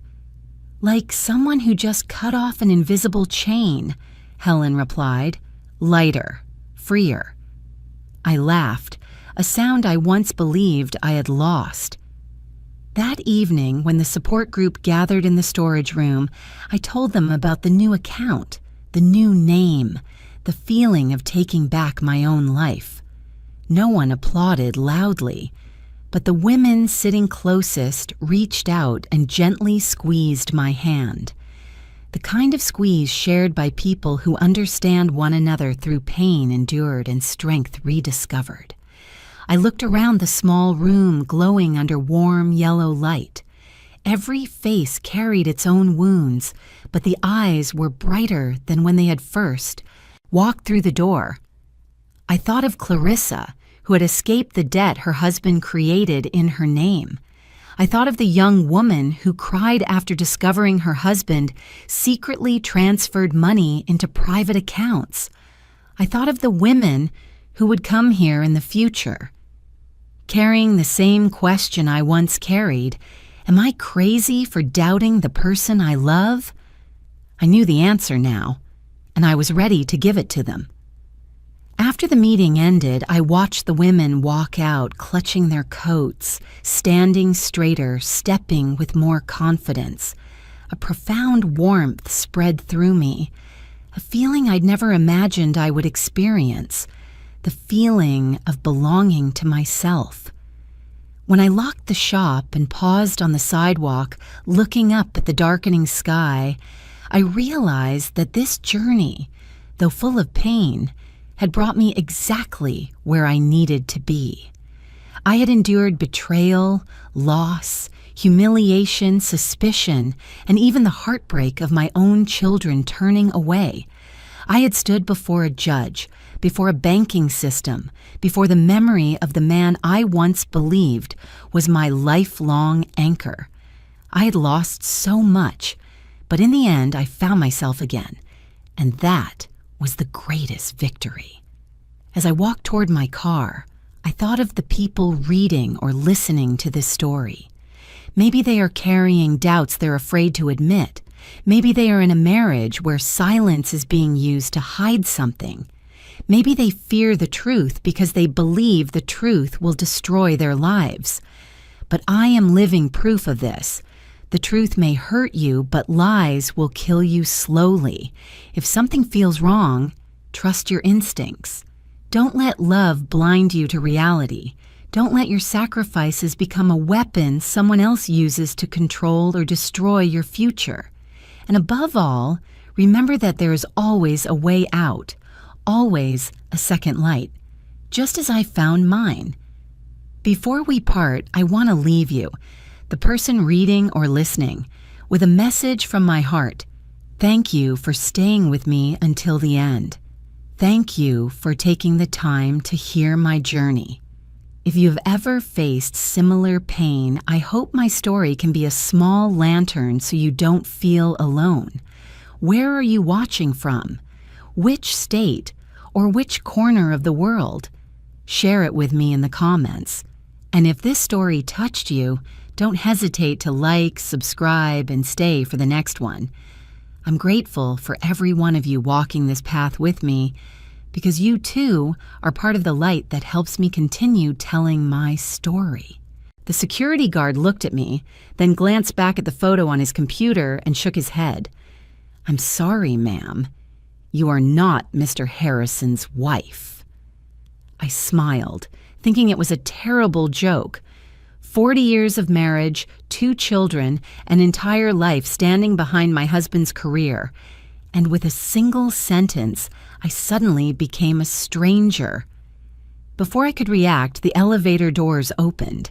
A woman nearly 20 years younger than me stepped out, her high heels clicking confidently against the marble floor. Good morning, Mrs. Harrison. Every employee lowered their head to greet her, and me, the real wife, stood there, frozen.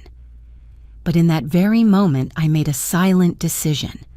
I would not leave. I would stay. And I would find out the truth, no matter the cost. If you're still listening, tell me where you're watching from. Every comment you leave is another mark in this journey. And if this story has touched you, don't forget to hit like so it can reach even further. My name is Margaret Lewis Harrison. I am 60 years old, a retired high school teacher in the state of Illinois.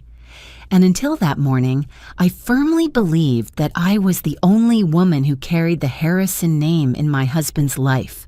40 years. That number is not just time. It is an entire lifetime. Mornings when I woke up early to make coffee and prepare breakfast so Richard could drive to work on time. Evenings when I waited for him to come home late, reheated dinner, and told myself that men in leadership roles are just like that. The times I turned down career advancement to transfer schools for our children. The years I stood quietly behind him, believing that family was a shared achievement. Richard Harrison is my husband, the chief financial officer of a major real estate corporation in Chicago. He started as a young accountant and climbed step by step to a position everyone now respects. I still remember the day Richard received his first major promotion. I was standing in our small kitchen at the time, my hands trembling with happiness, thinking that all my sacrifices had finally meant something. In recent years, our marriage had lost its warmth. No more spontaneous hand-holding. No more long conversations on the couch on Friday nights. Richard came home later more often, seemed tired, sat silently in front of the television without really watching anything. I didn't suspect anything. I simply thought it was the natural result of age and responsibility. That was why, that morning, I decided to do something I hadn't done in a very long time. Surprise my husband. I found a small invitation card in the pocket of Richard's suit jacket, printed with the company logo. A 35-year work anniversary at the firm, an internal meeting, no big celebration, no family invited. I smiled as I read it, thinking that maybe a small gesture was enough to remind him that behind all his success, there was still me. I chose a light blue floral dress that Richard once said made me look younger than my age. I tied my hair neatly and applied a soft shade of lipstick, something I rarely did after retirement. Before leaving the house, I looked at myself in the mirror and told myself that today was a good day, a normal, simple day of a wife visiting her husband. The building where Richard worked stood in downtown Chicago, its tall glass facade reflecting the pale gray sky of an autumn morning.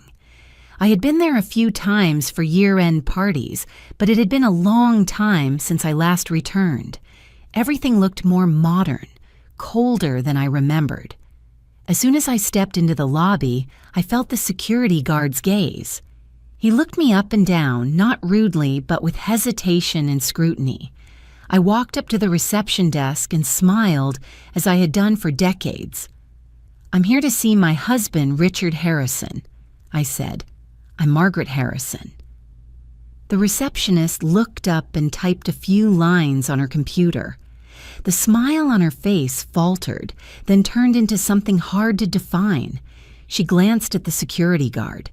They exchanged a look so quick that I might have missed it if I hadn't been paying attention. "Do you have an appointment?" the receptionist asked. That question made me pause. I had come here many times before. I had never needed an appointment to see my husband. "I'm his wife," I replied, keeping my voice calm. "I just want to go up and say hello for a moment." The security guard stepped closer. He asked for my identification. I began to feel uneasy, but I still pulled out my wallet and handed him my driver's license. I saw his eyes scan my name, then narrow slightly. That was when he said the sentence that tore my life apart. "I'm sorry, ma'am. You are not Mr. Harrison's wife." In that moment, I truly thought I had misheard him. I smiled. An automatic smile. The reflex of someone who had learned to maintain dignity. I was about to say that he must be mistaken, that my husband and I had been married for over 40 years. But before I could open my mouth, the elevator behind me opened. That woman stepped out, younger than me, in her early 40s, brown hair neatly styled, a well-fitted office dress, the confident posture of someone completely at home in this space. She didn't look at me. She looked straight at the receptionist and the security guard. "Good morning, Mrs. Harrison." The way they said that name, Harrison, was so light, so natural, as if it were the most obvious thing in the world. She nodded in response and walked on unhurriedly. No one asked for her identification. No one stopped her. In that moment, I didn't cry. I didn't scream. I stood still. It felt as if all the sound around me had disappeared, leaving only the steady click of her high heels against the marble floor, each step striking directly into my chest. I understood one thing very clearly. This was not a secret affair, not a momentary mistake. That woman had a position. She had recognition, at least in this building. My mind began replaying fragments of memory, late meetings, sudden business trips, the way Richard avoided my eyes when I asked if he was tired. Saturday nights when he said he had paperwork to finish. I had thought it was just work. Now each small detail lined up into a cold, undeniable truth. I could have turned away. I could have left that building in humiliation, but I didn't. Maybe it was my age. Maybe 40 years of sacrifice wouldn't allow me to run away like a defeated person. Or maybe there was a part of me, very deep and very stubborn, that needed to know the truth all the way through. I turned back to the reception desk. My voice was strangely calm. "Excuse me," I said. "I have a short interview with Human Resources. I arrived a little early."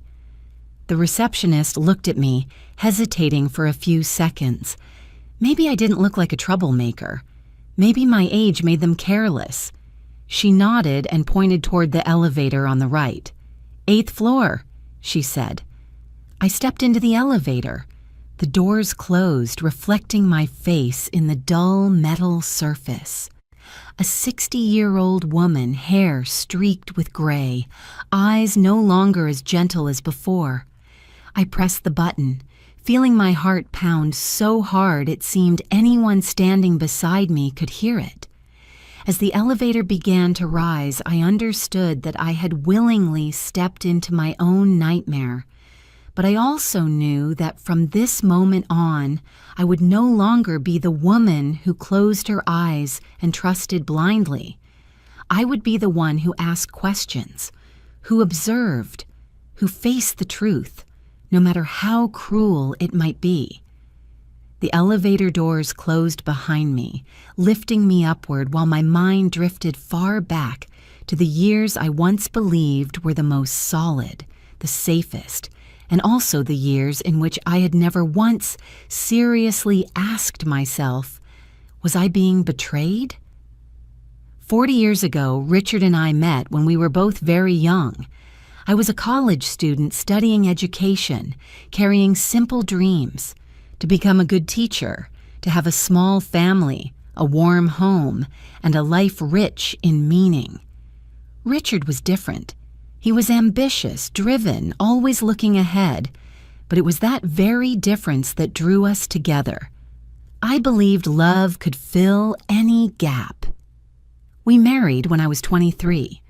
The wedding was small, not lavish, a simple ceremony in a local church with family and close friends present. I still clearly remember the moment Richard held my hand and whispered that he would take care of me for the rest of his life. I believed him completely, without a single doubt. At that age, I thought that as long as two people tried together, nothing was impossible. The early years of marriage were not easy. Richard started his career at a very low position. The pay was modest, the pressure high. I taught full-time, managing the household and saving every dollar. There were evenings when we sat at a small dining table, eating simple meals, talking about the future as if it were guaranteed. All we needed was a little more patience. When our children were born, life became even busier.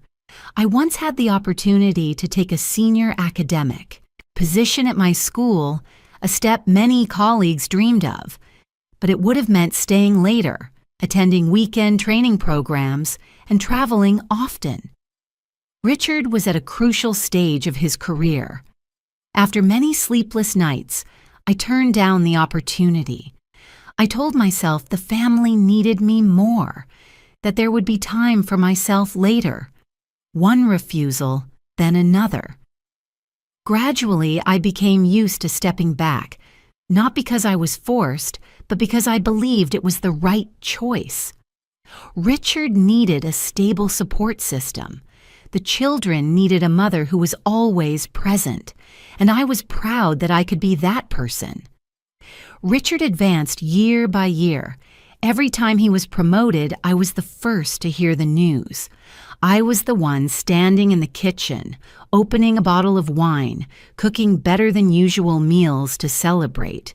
I remember the light in his eyes, the way he held me and said he couldn't have done it without me. Those words became my emotional anchor, convincing me that every sacrifice had value. Over time, a distance began to form between us, very slowly, very quietly, so quietly that I didn't notice at first. Richard worked more. Meetings ran longer. Business trips became more frequent. At first, he still told me about his work, his colleagues, the pressures of his new role. I listened and encouraged him, as I always had. But those stories gradually became fewer. Richard came home later, ate dinner in silence, sometimes only nodded instead of answering. I asked if he was tired. He said he was fine. I asked if he needed rest. He said the work wasn't finished. I became used to not asking more. In recent years, Richard's changes became more obvious. He often came home very late. Some nights I was already asleep when he returned, and in the morning he left before I woke up. We lived under the same roof, but the time we truly spent together grew smaller and smaller. I saw his fatigue, his fading smile, the sense that he was always somewhere far away, even when sitting across from me. I once wondered whether we were slowly becoming strangers, but the thought never lasted long. I pushed it aside, convincing myself that this was normal for couples who had been together for decades. That passion couldn't last forever. That mature love was quieter and more enduring. I told myself Richard worked hard for the family, for the children, for the future. I believed his exhaustion was the price of success, and I accepted that price, as I had accepted so many things throughout this marriage. We no longer had big arguments, no more fights. Everything was smooth to the point where I once thought it was a good sign.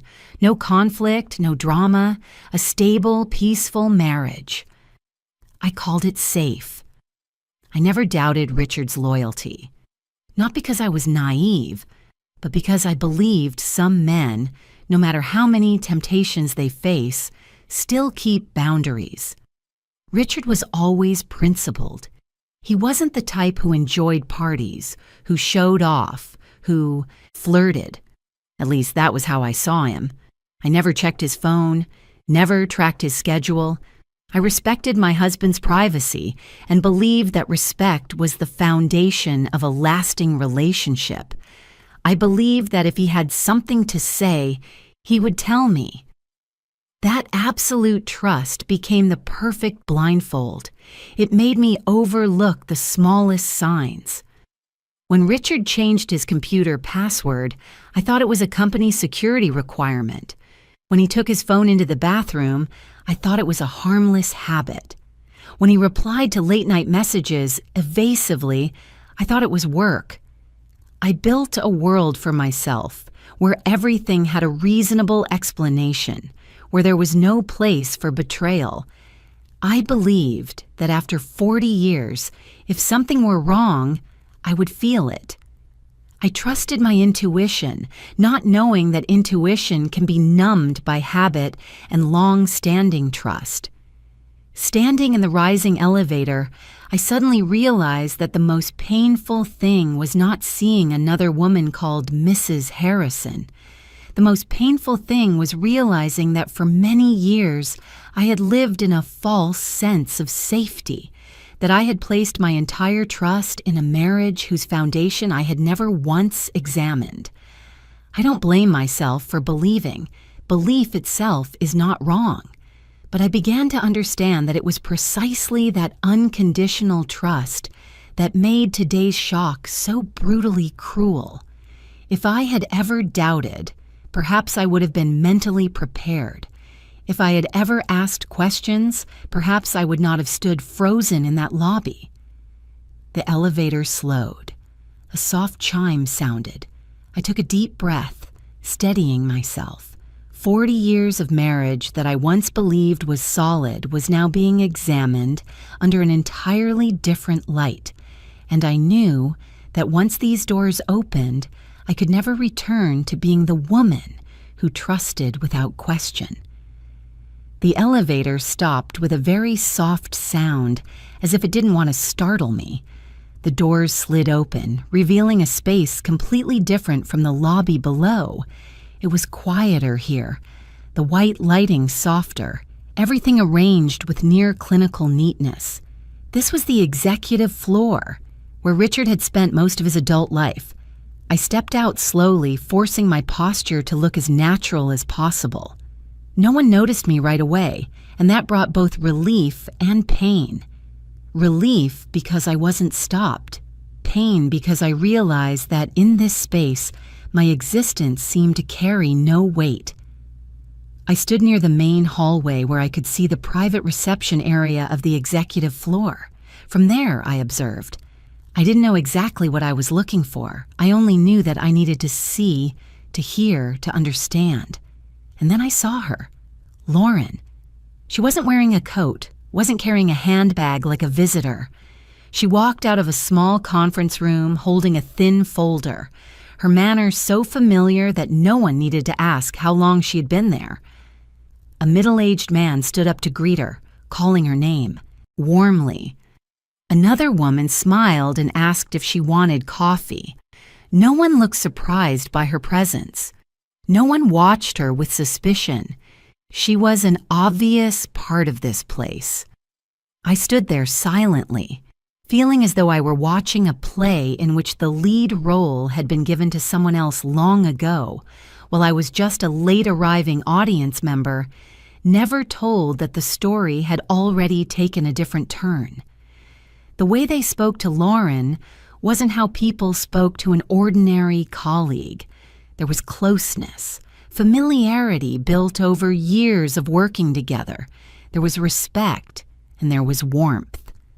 One man joked that lunch at the Italian restaurant yesterday had been wonderful. Another woman asked whether Lauren would take the kids out this weekend. The kids. I felt a slight tightening in my chest, just enough to make me take a deep breath. I didn't know whose children they were talking about. I didn't want to guess. But the pieces in my mind began to shift, quietly and terrifyingly. Then I heard that name, clearly, unmistakably. Lauren Bennett Harrison. The woman standing near the reception desk said the name as she transferred a call. Her voice was natural, as if it were a familiar name she had spoken hundreds of times. Harrison.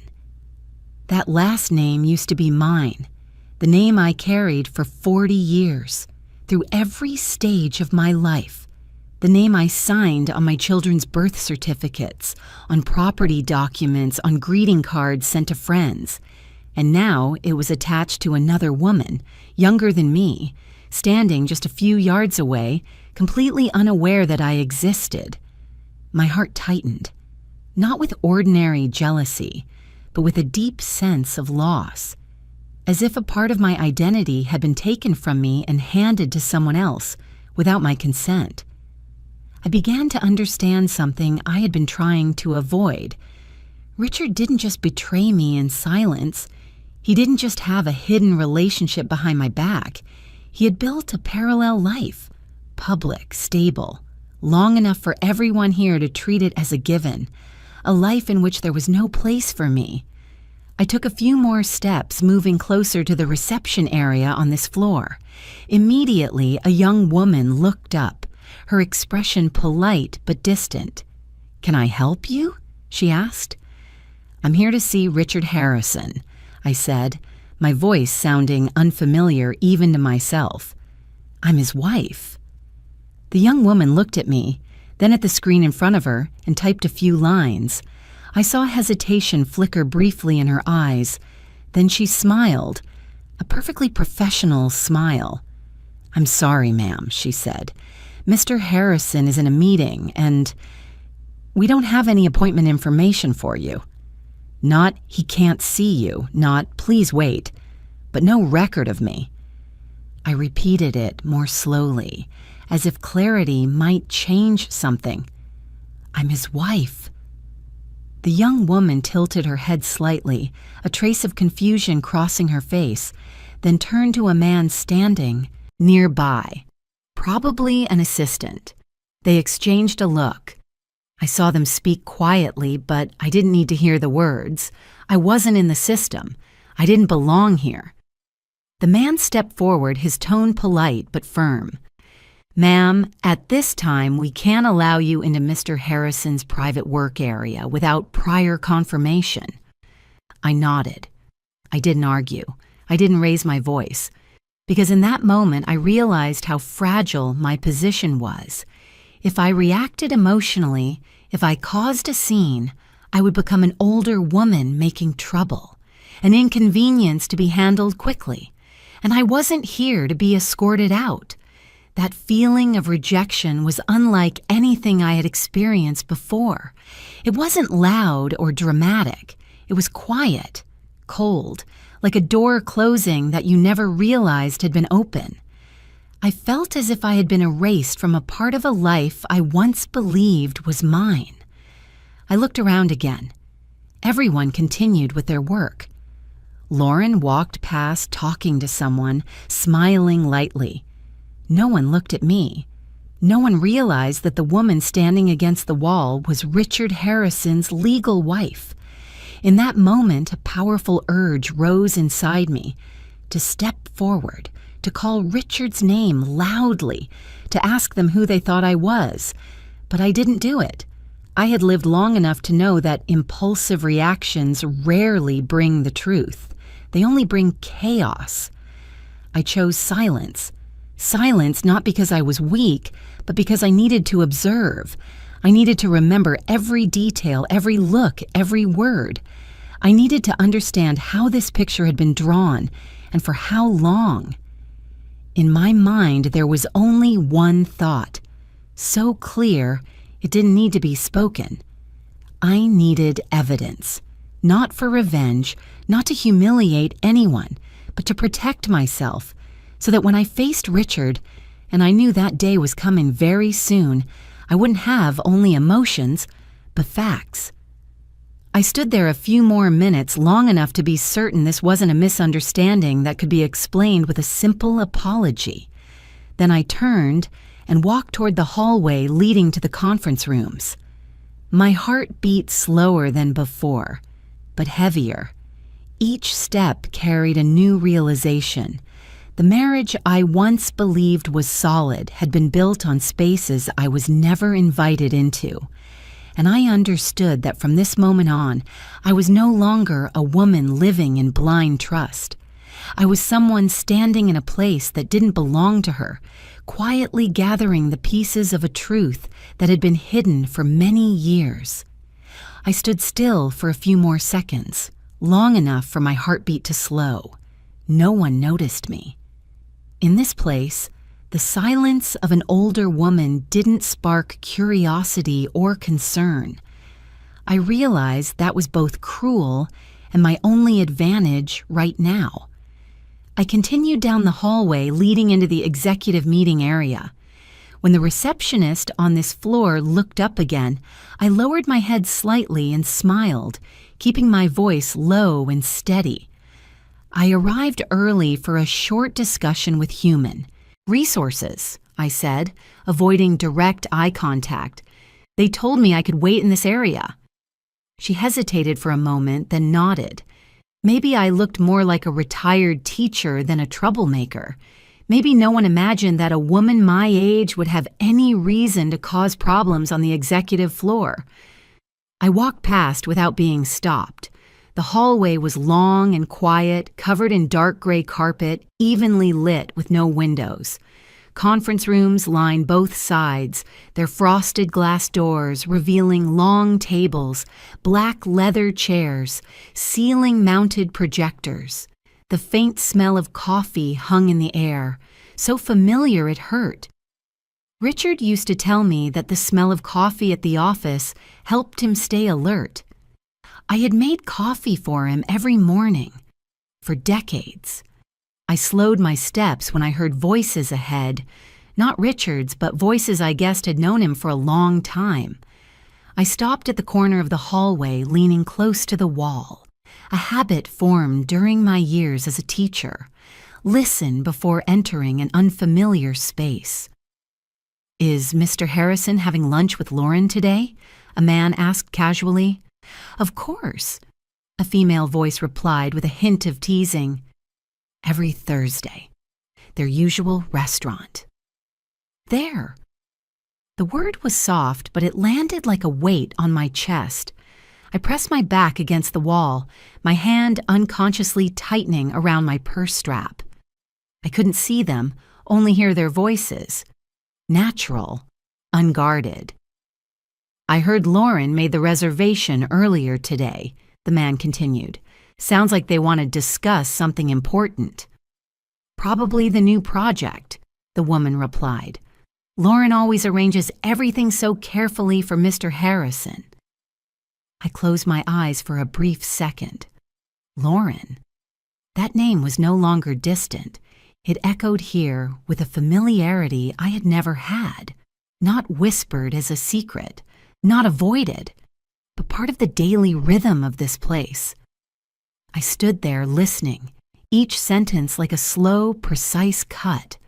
They talked about lunch, about restaurants, about routines, small details that only long-term relationships have. No one lowered their voice. No one sounded cautious. Then the conference room door ahead opened. I didn't have time to step farther back. I stood still, half hidden by the wall. Richard walked out with two other men. He looked exactly as he always did.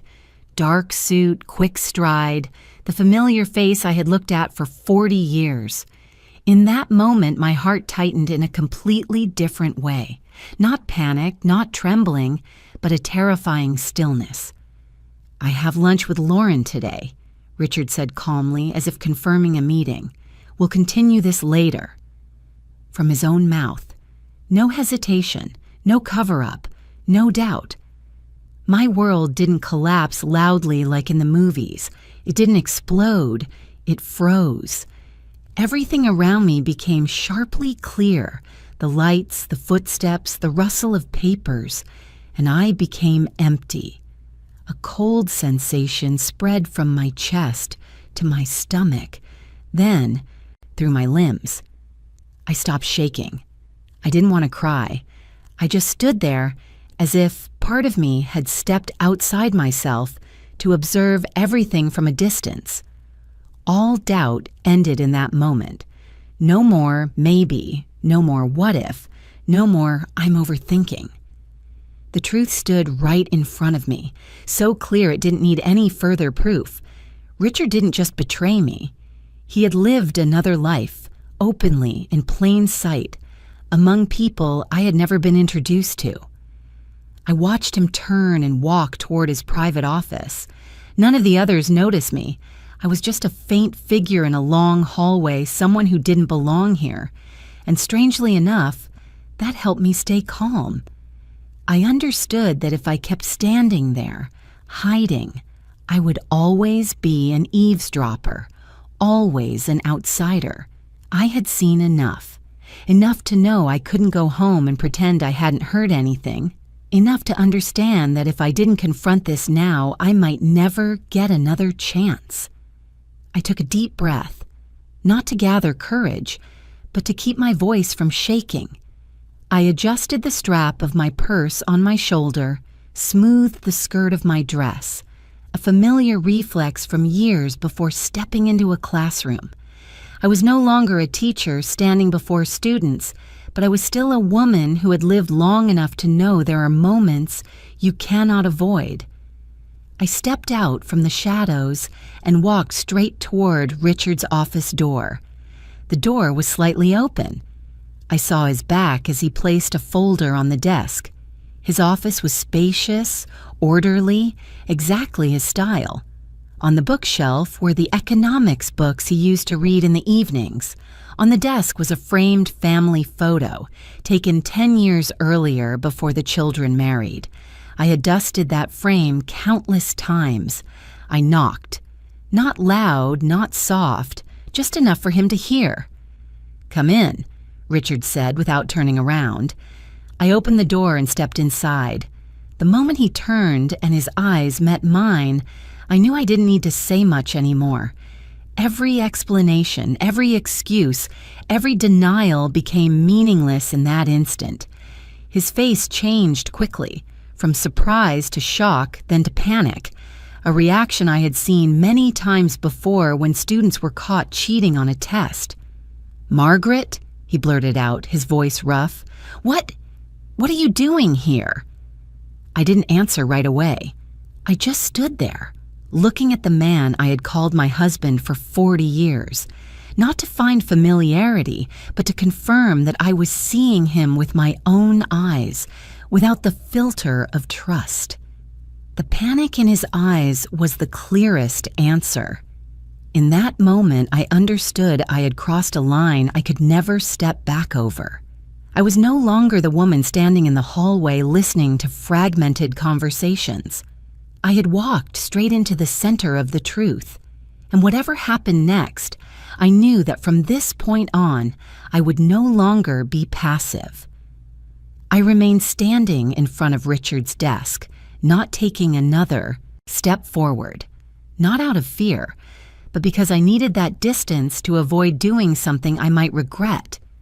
The room was so quiet I could hear the steady hum of the air conditioner, even the uneven breathing of the man in front of me.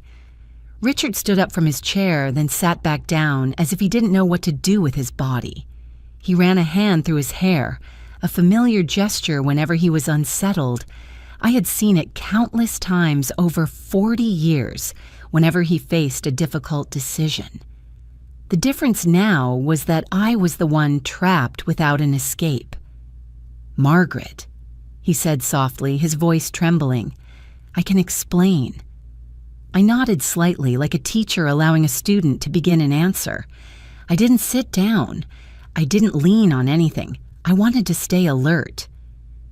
"Go ahead," I said. My voice was so calm it surprised even me. "I'm listening." Richard swallowed hard. He glanced toward the door as if considering whether someone might overhear, then looked back at me. In that moment, I saw how much he had aged, not from years, but from the cracking of the solid shell I had once trusted. "I met Lauren 15 years ago," he began slowly. Each word dragged from his chest. "During a long business trip in California. At the time, I wasn't looking for anything. It just happened." I didn't react. I didn't ask why. I just looked at him and let him continue. "She worked with one of our partner teams," he said. "Smart, calm. At first, it was just lunches, work discussions. I knew it was wrong, but I thought I could control it." I listened as if hearing a cold report. No extra details, no emotion, just a sequence of events arranged to sound reasonable. "Then it went beyond control," he continued, his voice dropping. "I tried to stop. I really did." My hand tightened around my purse strap. In my mind, I saw the evenings I sat alone in the kitchen, waiting for him to come home late, telling myself his work was always demanding. "Lauren got pregnant," Richard said. The sentence fell between us without echo or sound, but I felt a heavy force press down on my chest. I didn't step back. I didn't cover my mouth. I just stood there, receiving it as a final truth that could not be undone. "I panicked," he continued. "I thought about telling you many times, but every time I looked at you, looked at the kids, I didn't know where to begin." I tilted my head slightly. "So you chose not to tell me," I said. It wasn't a question. Richard nodded slowly. "I thought, if I kept everything stable, if I didn't let it affect the family, then maybe that was the least harmful way." I gave a small laugh, not a happy one, but a very brief, quiet sound, like the reflex of someone who has just heard something too absurd to be real. "You thought silence was a way to protect me?" I asked. "Or a way to protect yourself?" Richard lowered his head. Didn't answer right away. His silence said more than any explanation could. "You lived 2 lives," I said, each word clear. "One with me, one with her. And you call that stability." "I'm sorry," Richard said quickly. "I never wanted to hurt you. I was afraid of losing you." I looked at him for a long time. Maybe for the first time in years, I wasn't looking at him as a wife, but as someone assessing the truth in front of her. "You were afraid of losing me," I repeated. "But you weren't afraid of losing honesty. You weren't afraid of losing trust. You weren't afraid of letting me live in a lie for 15 years. Richard reached out his hand, then stopped halfway, as if remembering that he no longer had the right to touch me. "I arranged everything," he said. "I thought I could manage it. Work, family, responsibilities. I never neglected you or the kids." I took a deep breath. "Do you know that every time you said, 'I'll be home late tonight,' it was a lie?" I asked. "Every time you said you had an unexpected business trip? Every time you walked into the house looking exhausted and silent?" Richard didn't respond. I knew he understood. I suddenly realized that for 15 years, I had been living inside a script that was already written, one where I always played the trusting wife, and he played the hard-working family man. Every detail I had accepted without question now stood out clearly, sharply, impossible to deny. I didn't scream. I didn't cry. I didn't slam my hand on the desk. Maybe because my tears had already run dry the moment I heard Lauren's name spoken in the hallway. Or maybe because, in this moment, I no longer had the energy to be angry. I just felt deeply tired, as if I had walked a very long road to arrive at a place I could never return from. "I didn't come here to argue," I said, "and I didn't come here to listen to your justifications." Richard looked up, his eyes full of confusion. "Then, why did you come?" I looked around his office, the room where he had built his power, his reputation, and another part of his life. I thought of the family photo on his desk, the picture that now suddenly felt out of place. "I came to know the truth," I said, "and now I do." I turned and walked toward the door. Richard called my name, his voice breaking. "Margaret, please, we can talk more. I'll explain everything. We can figure something out." I stopped with my hand on the doorknob, but I didn't turn around. "No," I said very softly but firmly. "There is no we here anymore." I opened the door and stepped into the hallway. No one paid attention to me. The men and women outside continued with their work, their everyday conversations. The world didn't stop just because my marriage had collapsed. I walked straight to the elevator and pressed the button. When the doors closed, I finally allowed myself to let out a long breath. I didn't cry. I just felt empty. As the elevator went down, I looked at my reflection in the dim mirror. A 60-year-old woman standing straight, her eyes no longer unfocused. I knew very clearly that what I had left behind wasn't just Richard's office, but a marriage that had been dead for a long time. Only today, I had officially laid it to rest, and I also knew that when I stepped out of that building, I would never return in my old role again. I walked out of the building when the sun was higher than when I arrived, but the light didn't make me feel any warmer. The wind swept across the plaza in front of the entrance, carrying early fallen yellow leaves that brushed lightly against my feet before drifting away. Everything continued as usual. Cars, pedestrians, distant horns. Only I felt as if I had been pulled out of a familiar orbit. I drove home in silence. No radio, no phone calls. I needed that quiet, like a fragile buffer between what I had just learned and what I was about to face. The road home was so familiar I could drive it without looking at the signs. I had taken this route for decades, driving the kids to school, going grocery shopping, coming home after teaching. Today, it felt longer than usual.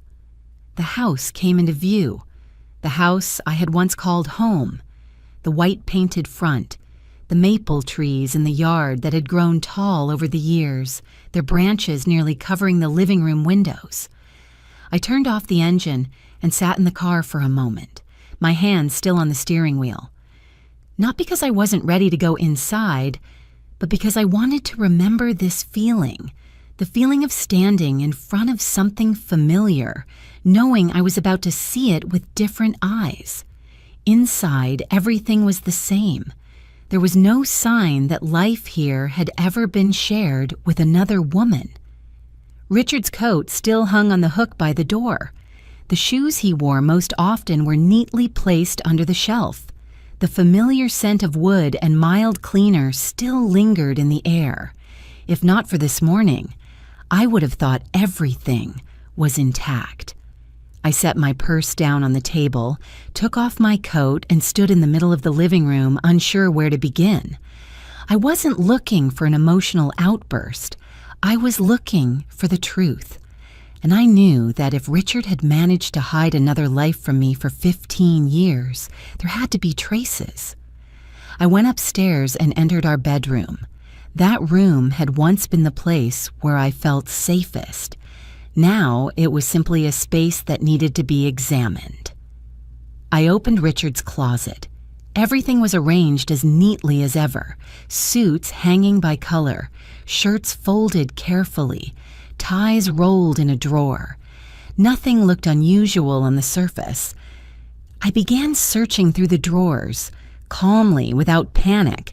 I had taught long enough to know that the truth rarely sits in obvious places. I checked the pockets of old suit jackets, the lower drawers where Richard kept, things he rarely used. Then I saw it. A small, dark, wooden box, tucked deep inside, hidden behind thick winter socks. The box wasn't large, but it felt heavier than I expected when I picked it up. It had a small lock. I didn't remember ever seeing it before. Richard had never mentioned it. I tried to open it, but it was locked. In that moment, I didn't hesitate. I opened the vanity drawer, took out the small scissors I used to cut loose threads, and gently pried at the lock. There was a dry click. The lid popped open. Inside were neatly arranged documents, as if someone had carefully organized their secret life. I took them out one by one and laid them on the bed. A lease agreement for an apartment on the other side of the city in Richard's name. The lease had started 15 years ago and had been renewed regularly. I recognized the area, not far from where his company once had a branch office. Next were bank statements, an account I had never known about, regular transfers, consistent, stretching over many years. Not impulsive spending from a temporary affair, but planned, responsible financial support. I didn't need to be an accountant to understand that.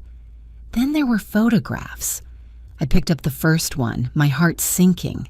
Richard stood beside Lauren, his hand resting lightly on her shoulder. They were at a beach, sunlight bright around them. His smile, the smile I hadn't seen in years. The next photo showed Richard holding a small child, then the child growing older in each frame. Birthdays, parks, dinner tables, a complete family recorded over time. I sat down on the edge of the bed, the photos spread out in front of me. There was nothing left to deny, nothing left to explain away. This wasn't a mistake. This was another life built alongside mine. I didn't cry. Not because I wasn't in pain, but because every tear seemed frozen.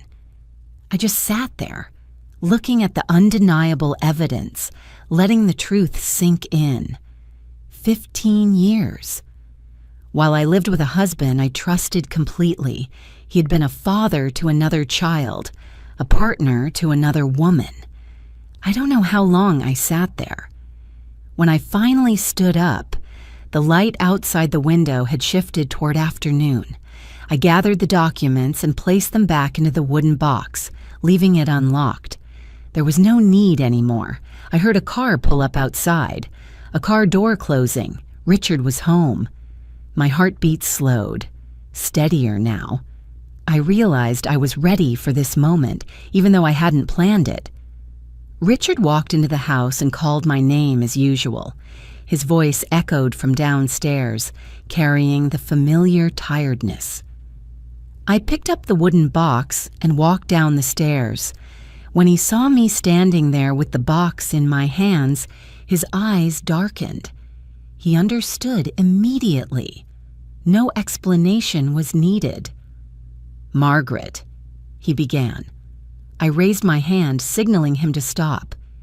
"You don't need to say anything else," I said. My voice was steady. "I've seen enough." Richard stood still. His shoulders slumped, as if he finally no longer had the strength to hold himself upright. He looked at the box, then at me. I no longer saw the powerful man from earlier that day, just someone stripped of every disguise. "I want you to leave this house," I said slowly, each word deliberate. "Tonight." Richard opened his mouth, but no sound came out. He took a deep breath, then shook his head. "Margaret, we can talk. I'll explain. No," I interrupted. Not loudly, but firmly. "There's nothing left to explain. You had 15 years to talk. I don't owe you another minute." He looked around the house, as if only now realizing it was about to no longer be his. "This is my home," he said weakly. "No," I replied. "This was our home once, but you chose to live somewhere else a long time ago." Silence stretched between us. Finally, Richard nodded very slightly. He turned and went upstairs to pack. I stood at the bottom of the stairs, listening to drawers open, clothes being pulled out. Each sound felt like a final period. When he came back down with a small suitcase, I opened the door for him. No tears, no pleading, just a clear ending that couldn't be reversed. The door closed behind Richard. I stood there for a moment, my hand still on the doorknob. Then I turned back inside, closed the door, and locked it. For the first time in my life, I didn't compromise. I didn't convince myself to accept what was unacceptable. I didn't stay in a marriage that had been dead for a long time. I stood in the quiet house, took a deep breath, and knew that whatever lay ahead, I had just done the only thing left for me to do: choose myself. The next morning, I woke up very early, even though I had barely slept. The house was quiet in a way it had never been before. No familiar footsteps in the kitchen, no refrigerator door opening, no soft cough I had heard for decades.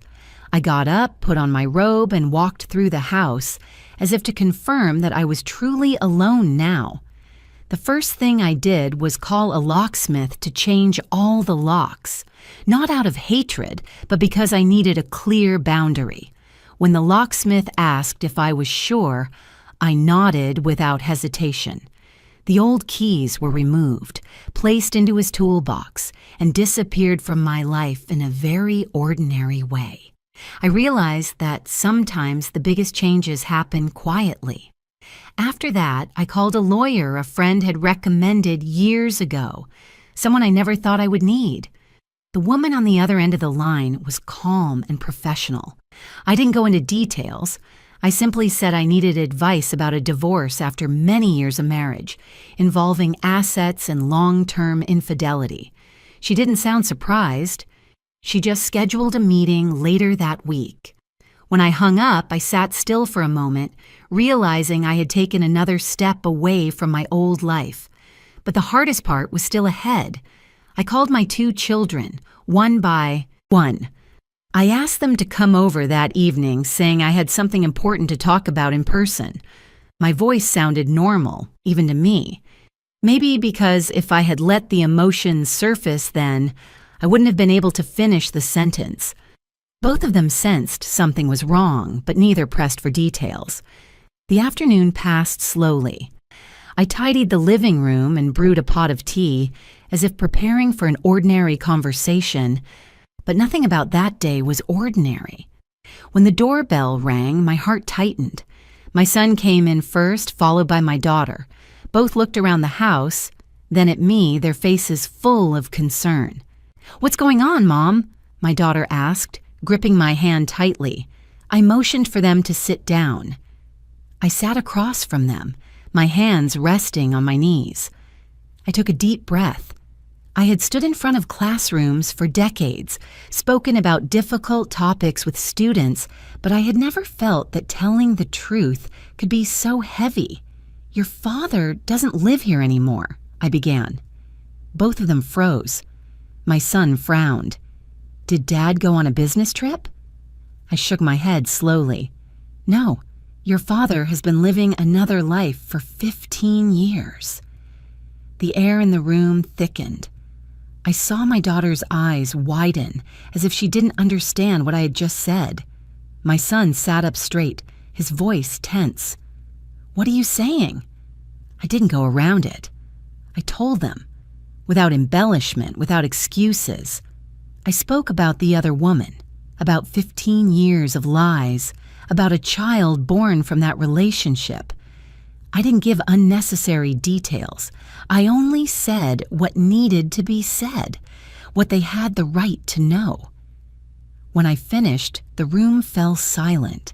My daughter lowered her head, tears falling onto her sleeve. My son stood up abruptly, pacing the room, his hands clenched. That's impossible, he said.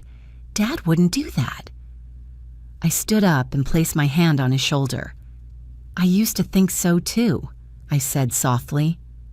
That moment hurt more than anything Richard had done to me. Watching my children, who had trusted their father completely, now forced to face this truth, felt like my heart was being torn apart. His betrayal of me was one thing, but the collapse I saw in my children's eyes, that was what nearly took my breath away. Does that mean we have a sister? My daughter asked, her voice shaking. I nodded. Yes. The answer left them both silent, not out of jealousy, but because too many emotions collided at once. Shock, confusion, pain, and a sense of loss they couldn't yet name. She's not at fault, I said immediately, before anything else could be said. No matter how hard this is to accept, that child is completely innocent. She didn't choose the circumstances she was born into. My son stopped pacing and looked at me. There was an anger in his eyes I had never seen before. Dad did this to you, he said. He did this to our family. I nodded. I know, but I won't turn this into a campaign to destroy him. I don't need to tear your father down to prove anything. The truth is heavy enough on its own. I looked at each of them. Your father was wrong. Very wrong. But I don't want you to carry hatred for the rest of your lives. You have the right to be angry, the right to be disappointed. But I hope you remember that how you face this also says something about who you are. My daughter broke down, leaning into my shoulder. I held her, feeling her body tremble. My son stood there, eyes red, struggling to hold himself together. I knew each of them was reacting in their own way. There was no right or wrong response in that moment. My family, my daughter choked up. Are we still a family, Mom? I stroked her hair, my voice slow but steady. Our family has been hurt, but we haven't lost our dignity. I haven't lost myself, and neither have you. I looked around the room, the place that once held laughter, dinners, and conversations that seemed ordinary at the time. A family isn't defined only by a marriage, I said. It's defined by how the people in it treat one another when everything falls apart. We sat together for a long time that night. There were questions I couldn't answer. There were emotions I could only listen to. I didn't force my children to forgive. I didn't ask them to take sides. I only said that I had made a decision for my own life and I would take responsibility for it. When my children left, the house fell silent again. But this time, I didn't feel as empty as I had the night before. I was exhausted, but it was a meaningful kind of exhaustion. I knew I had just been through one of the hardest conversations of my life, and I hadn't avoided it. I stood in front of the mirror in the bedroom and looked at the woman reflected there. No longer a wife standing behind a successful man. No longer someone who constantly compromised to keep the peace. I saw a woman standing upright, even though her shoulders were still heavy. My family had fallen apart in a way I never imagined, but I wasn't broken. I hadn't lost my self-respect, and in that moment I understood that from this day on, I would no longer live as Richard's wife. I began to stand up, not with anger, but with the clarity of a woman who had finally chosen to step out of someone else's shadow and walk on her own feet. 3 days after the night I told my children the truth, when the house had finally returned to the slow rhythm of someone living alone, my phone vibrated. An unfamiliar number. I stared at the screen for a long time before answering, as if my body already knew who was on the other end. "Margaret?" A woman's voice said, low and hesitant. "This is Lauren." I didn't answer right away. I sat down in the armchair near the window, where the afternoon sunlight usually slanted through the curtains. In that moment, I didn't feel angry. I just felt deeply tired, as if I had walked a long road without stopping to rest. "I know," I said after a few seconds. My voice was calm, not trembling at all. "Richard told me that you know everything now," Lauren continued. "I'm not calling to apologize on his behalf. I thought we should meet, if you think that's possible." I was silent. Part of me wanted to refuse immediately. I didn't owe that woman any explanation. But another part of me, the part that no longer ran away, understood that some meetings aren't for reconciliation, but for closure. "All right," I said, "once." We agreed to meet at a small cafe far from both my neighborhood and Richard's office area. I arrived 10 minutes early, not to wait, but to choose a seat that made me feel safe. I sat with my back to the wall, facing the door, a new habit I couldn't remember learning. Lauren walked in right on time. I recognized her immediately, even though she was dressed far more simply than the day I saw her at the office. No high heels, no fitted dress, just a neutral coat, dark jeans, her hair neatly tied back. She looked around, then spotted me. Her eyes paused for a brief moment before she walked over to the table. "Thank you for coming," she said, sitting down across from me. I nodded. "Let's be direct," I replied. "I don't have much I want to hear." Lauren took a deep breath. "I understand." Neither of us ordered a drink right away. The air between us was tight, like a rope pulled too far, but there was no loud hostility.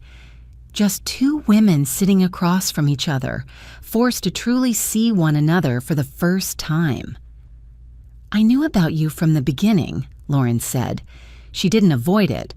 "Richard never said he was single." That didn't surprise me. It only confirmed what I had already guessed. I nodded slightly. "And yet you stayed," I said. "Yes," Lauren answered. "I told myself I wasn't the one breaking your family, that your marriage already had problems." I looked at her, neither smiling nor arguing right away. "You're very good at comforting yourself," I said.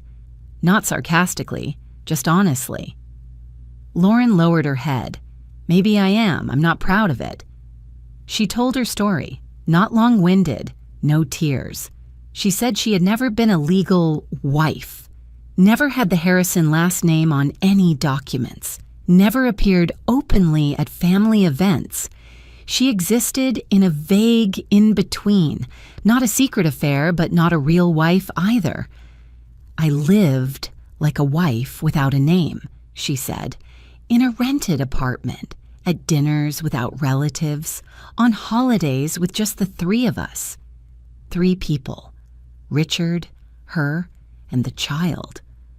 I used to believe I accepted that for my daughter," Lauren continued, "that I was sacrificing for her, but as time went on, I wasn't so sure anymore." I looked at her, really looked at her for the first time, not through the eyes of a betrayed wife, but through the eyes of someone who had lived long enough to see that lies rarely have only one victim. "Do you know how I lived?" I asked. No anger, no accusation, Just a question. Lauren shook her head. I only knew you were there, like something taken for granted, like a shadow I tried not to look at directly. I exhaled softly. I lived as a trusting wife, I said, believing that silence meant peace, believing exhaustion was the price of success, believing that if I didn't ask questions, everything would be fine. We sat in silence for a moment. The server came by to ask for our order. I asked for hot tea. Lauren ordered black coffee. When the server left, I continued.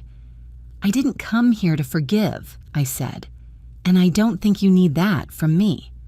Lauren nodded. I didn't expect it. I just need to understand, I said, so I don't carry hatred with me. Lauren looked at me, her expression softening for the first time. If there's one thing I want you to know, she said, it's that I never thought I won. I looked at her slowly. I know. Because no one wins in a life built on division. Not the legal wife, not the woman on the sidelines, not the child born into silence.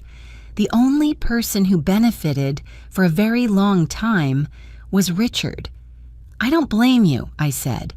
Not because you were right, but because I don't want to keep focusing on the wrong place. Lauren closed her eyes briefly, as if releasing a breath she had been holding. Thank you for that, she said quietly. I stood up. I think we've said enough. Lauren stood as well. Margaret, she called, as I had already turned away. I stopped, but didn't turn around. Do you love him? I asked, surprising even myself. Lauren was silent for a long time. I don't know, she finally said. I think I loved the role I was given, and when that role disappeared, I'm not sure what I have left. I nodded, though she couldn't see it. I understand, I said. I walked out of the cafe and took a deep breath of the cool air outside. The feeling in my chest wasn't as heavy anymore, not because everything had been resolved, but because I no longer carried a distorted image of the other woman. She wasn't my enemy. She was part of the lie and had been hurt by it in her own way. The misplaced focus had never been on the two women standing on opposite ends of the story. It was on the man who chose silence for 15 years and called it protection. As I drove home, I realized my hands were no longer shaking. There was no tightness in my throat. I didn't forgive, but I didn't carry hatred either. And for me, at this stage of life, that already felt like a form of freedom. After that, time moved at a different pace, slower but clearer. No more days of waiting and uncertainty. No more guessing what time Richard would come home, whether he was tired, whether he was busy. My life no longer revolved around someone else, and at first that left me more confused than relieved. The divorce process moved faster than I expected, perhaps because Richard didn't resist. He signed every document quietly, exhausted. The assets were divided fairly, according to the law and according to what I deserved after 40 years together. The house remained mine. Part of his retirement was reallocated. There were no loud arguments, no painful tug of war. Everything ended in a cold, almost administrative way. And perhaps that was the most fitting end for a marriage that had been dead for a long time. The day I held the divorce decree in my hands, I didn't cry. I didn't feel victorious either. I only felt a door closing behind me, softly but decisively. I stood outside the lawyer's building, watching people pass by, and for the first time in many years, I had no one to call, no one to share that moment with. And strangely, I didn't feel as empty as I had feared. In the days that followed, I began doing very small things, but for myself. I cleared out the room that had once been Richard's office. I took down the plaques, the old documents, the books he had left behind, not in anger, but with clarity. I repainted the walls a lighter color and placed a small wooden desk near the window. I bought a few green plants. The room gradually became something else, no longer marked by a powerful man, but by a woman learning how to live again. I found my old notebooks, yellowed pages where I had once written, scattered thoughts back when I was teaching. I started writing again. Not to tell Richard's story, but to listen to my own voice. I wrote about quiet mornings, about sunlight falling across the wooden floor, about the feeling of making tea for someone, myself, without needing to ask what they preferred. Some afternoons, I sat in the living room for a long time without turning on the television or playing music, just sitting there, listening to the ticking of the clock. At first, the silence made me uncomfortable. I had grown used to always having someone nearby, even if it was just a quiet presence. But slowly, I realized silence wasn't an enemy. It was simply a space that had never been filled with my own voice. I learned how to be alone without feeling lonely. Some evenings I ate a simple meal and washed the dishes right away, not leaving them for the next day. Some mornings I woke up later than usual, brewed coffee, and read the newspaper slowly. I didn't have to report my schedule to anyone. I didn't have to adjust my habits to suit someone else. Those small things, which I had never thought about before, now brought me a strange sense of freedom. I called old friends, people I had been telling someday when I have time for years, without ever having time. We met at small restaurants and talked about things unrelated to family or responsibility. Some knew my story, some didn't. I no longer felt the need to explain my life to everyone. I only needed to be present as I was. One friend invited me to join an evening painting class. I almost refused out of habit, then stopped myself. I remembered that I used to enjoy painting a long time ago. So I went. I sat in a room filled with the scent of oil paint, holding a brush that felt unfamiliar, and let the colors spread freely across the paper. No one judged. No one compared. I didn't need to be good. I just needed to try. Solo trips came afterward naturally. At first, it was just a short drive to a coastal town I'd always wanted to visit, but kept postponing because it was inconvenient. I booked a small room, brought a book, and walked along the shore early in the morning. There was no one beside me, no one to talk to, but I didn't feel empty. I felt more observant of the waves, the birds, the strangers who were also walking alone. On those trips, I began to look back on my life through a different lens. I wasn't only a betrayed wife. I had been a dedicated teacher, a mother, a friend, and now I was an independent woman stepping into a new stage of life, even if that stage arrived later than I once imagined. There were still moments when sadness visited unexpectedly, like a cold gust of wind, seeing an elderly couple holding hands on the street, hearing an old song. Memories don't disappear just because you sign divorce papers, but they no longer controlled me. I allowed myself to remember, then allowed myself to move on. I realized I was slowly reclaiming my sense of self, not through dramatic changes, but through small, steady choices. I chose to wear the dress I liked without asking anyone's opinion. I chose to eat what I wanted. I chose to spend time on things that made me feel alive. Those choices, added together day after day, formed a person I thought I had lost. I no longer defined myself through marriage. I no longer introduced myself as someone's wife.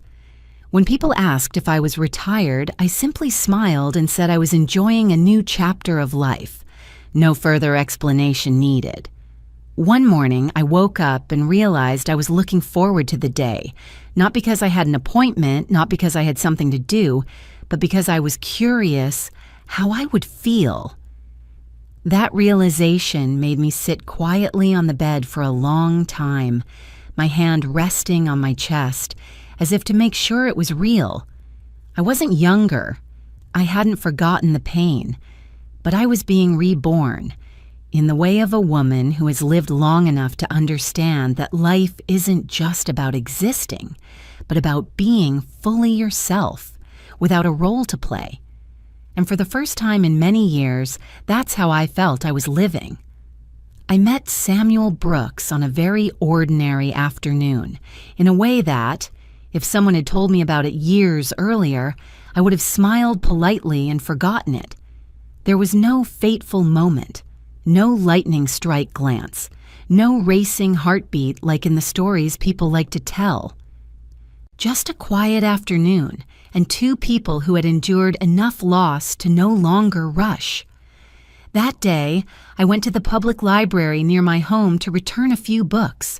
It was early fall, the sunlight gentle, the air cool and fresh. I stopped at the magazine rack, flipping through a travel magazine about Europe that I was considering for an upcoming trip. As I put the magazine back, a man's voice spoke behind me, neither too close nor too far. "You like small towns? In the south of France, too?" I turned around. The man standing there was of average height, his gray hair neatly kept, wearing an old but clean jacket, his eyes calm and kind. Not the type trying to impress, no rushed, polite smile, just someone genuinely curious. "I've never been," I replied, "but I like the idea of places that aren't noisy." He nodded as if my answer confirmed something he had already guessed. "I went once, many years ago, when my wife was still alive." He said it naturally, without sadness, without avoidance. I immediately recognized someone who had lived with loss long enough not to hide it. We talked for a few more minutes, about books, about traveling without packed schedules, about living alone after children grow up. When we parted, he introduced himself as Samuel Brooks. I simply nodded and smiled, not thinking that the brief conversation would continue. But a week later, I saw him again at the same library. This time, we sat at a table near the window, each reading a different book, occasionally exchanging a few scattered remarks. No one asked for a phone number. No one suggested meeting again. Just the presence of two people who didn't feel uncomfortable sharing silence together. Everything unfolded so slowly, it was almost unnoticeable. A coffee afterward, then another walk in the park. Samuel always walked half a step slower than I did, as if unconsciously adjusting his pace to match mine. He never asked intrusive questions. He wasn't overly curious about my past. When I spoke, he listened. When I was silent, he didn't try to fill the space. No promises were made. No lines like, "We will be this," or "our future." And strangely, that was exactly what made me feel safe. I had lived with too many empty promises, words used to postpone the truth. With Samuel, there were no expectations placed on my shoulders. We met only when we both wanted to. Some weeks, we didn't see each other at all. Some days, we exchanged just a short message. "The weather is nice today." No one complained. No one checked up on the other. No one demanded anything. What made me realize the biggest difference wasn't in gestures, but in how I was listened to. When I spoke, Samuel didn't interrupt. He didn't rush to give advice. He didn't compare my story to anyone else's. He listened as if what I said truly mattered, not as something to endure until it was his turn to speak. Once, when I was talking about the years I had lived in silence in my former marriage, I stopped halfway, afraid I was saying too much. Samuel looked at me and said very softly, "You don't have to summarize your life for me. I have time." That sentence made me turn my face away for a moment, not because I was overwhelmed with emotion, but because I realized how long it had been since anyone had told me they had time for me, not out of obligation, but by choice. I told my children about Samuel after a few months, not to ask permission, but because I didn't want to hide anything. My daughter listened carefully, then smiled. "You look different, Mom," she said, "not because there's someone new, but because you feel lighter." My son asked a few more practical questions, as was his nature. What Samuel did, where he lived, whether he was serious. I answered honestly. I didn't know, and I didn't need to know right now. What reassured me was that neither of them objected. They could see that I wasn't losing myself in this relationship. I still lived in my own house. I still had my own routine. I still traveled alone. Samuel was part of my life, not the center of it. Once he asked if I'd like to go with him to a small concert in a nearby town. I agreed. We sat next to each other in the small hall, soft lights, music flowing slowly. Samuel didn't hold my hand. He simply rested his hand on the armrest, close enough for me to know he was there. I didn't feel like I was starting over. I felt like I was continuing, but as a different version of myself, a version that didn't need to sacrifice herself to keep the peace, didn't need to stay silent to avoid conflict, didn't need to play the role of the understanding woman by accepting everything. Samuel didn't make promises. He didn't talk about a distant future, but he was always there at the right moments. When I caught a cold, he brought over a bag of hot soup and left it at the door, not coming inside unless I invited him. When I traveled, he wished me a good trip and didn't ask who I was going with. When I came back, he listened to my stories without impatience. Happiness came to me very gently. It didn't overwhelm me. It didn't make me lose my guard. It was simply a sense of peace, knowing I could share space and time with someone without having to make myself smaller. One morning, I brewed coffee and stood by the window watching the sunlight rise. I realized I was smiling for no particular reason.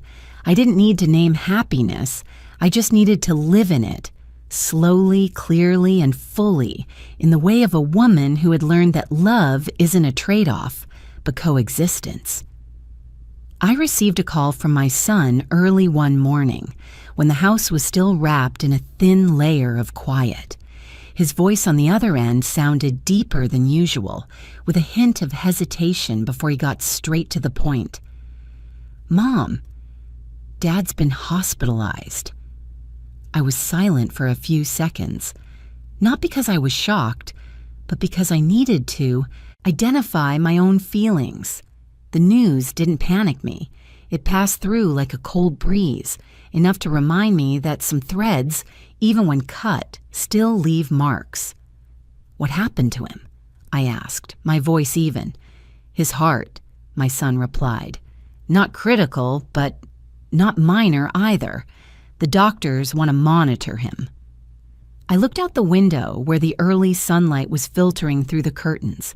Samuel had left early, leaving a short note on the kitchen table. "I have a routine checkup today. I'll stop by tonight if you want." I folded the note and slipped it into my pocket. I knew I would have to make a decision, not out of duty, but out of clarity. "I'll come by tonight," I said to my son, "not to stay, just to visit." Hospitals always have a particular smell, the scent of disinfectant, of waiting, of time stretched thin. I walked into the lobby and followed the signs to the cardiology ward. Every step was steady. I wasn't going as a wife. I was going as someone who had once shared a long chapter of life with the person lying in that room. When I arrived, both of my children were already there. My daughter stood up first and hugged me lightly. My son nodded, his fatigue clearly visible. I spoke with the doctor, listened to the necessary information. Stable condition, needs rest, needs time. Familiar, neutral words carrying no emotion. Then the hospital room door opened. Lauren was standing there. She looked different from the last time I saw her. Thinner, dark circles under her eyes, her hair hastily tied back. Beside her stood a teenage girl, reserved, her hands clasped together. I recognized her immediately. No introduction needed. The child had Richard's eyes. The space between us froze. Two families, two lives that had once run parallel, now collided in a narrow hallway. There were no polite greetings, no challenging looks, just the heavy awkwardness of people placed in a situation no one had wished for. My daughter stepped forward naturally. "I'm Anna," she said to the girl. "If you want, we can sit together." The girl looked up at Lauren, then at Anna, and nodded very slightly. That moment tightened my chest, not with pain, but because I saw something adults often forget. Children don't carry adults' histories. They only carry their own confusion. I looked at Lauren. She looked back at me, her eyes no longer guarded, only tired. We didn't speak. There was no need. When it was my turn to go into the room, I went in alone. Richard lay on the bed, looking smaller than I remembered, not because illness had weakened him too much, but because in that stark white space, there were no titles, no roles, just a person. He opened his eyes when he heard the door. His gaze settled on me, startled at first, then softened. There was no panic, no expectation. "You came," he said, his voice hoarse. "Yes," I replied. I pulled a chair closer and sat down, keeping a respectful distance. "How are you?" "Better than this morning," he said. "The doctor says I need rest." We sat in silence for a moment, the steady hum of machines, footsteps in the hallway. I didn't know what I had come to say, but I knew I hadn't come to accuse him. I thought, "You wouldn't come," Richard said quietly. "I came," I replied without emphasizing the subject, "but not in the way you think." He looked up at the ceiling and took a deep breath. "I've thought a lot," he said, "in the past few hours. Times like this usually make people think," I said. "I regret it," he said, turning to look at me. "Not just because everything fell apart, but because I thought I could control everything. I was wrong." I looked at him without avoiding his gaze. "I know." "I don't expect you to come back," he said quickly, as if afraid I might misunderstand. "I know, that's over." I exhaled, relieved by those words. "Yes," I said, "it's over."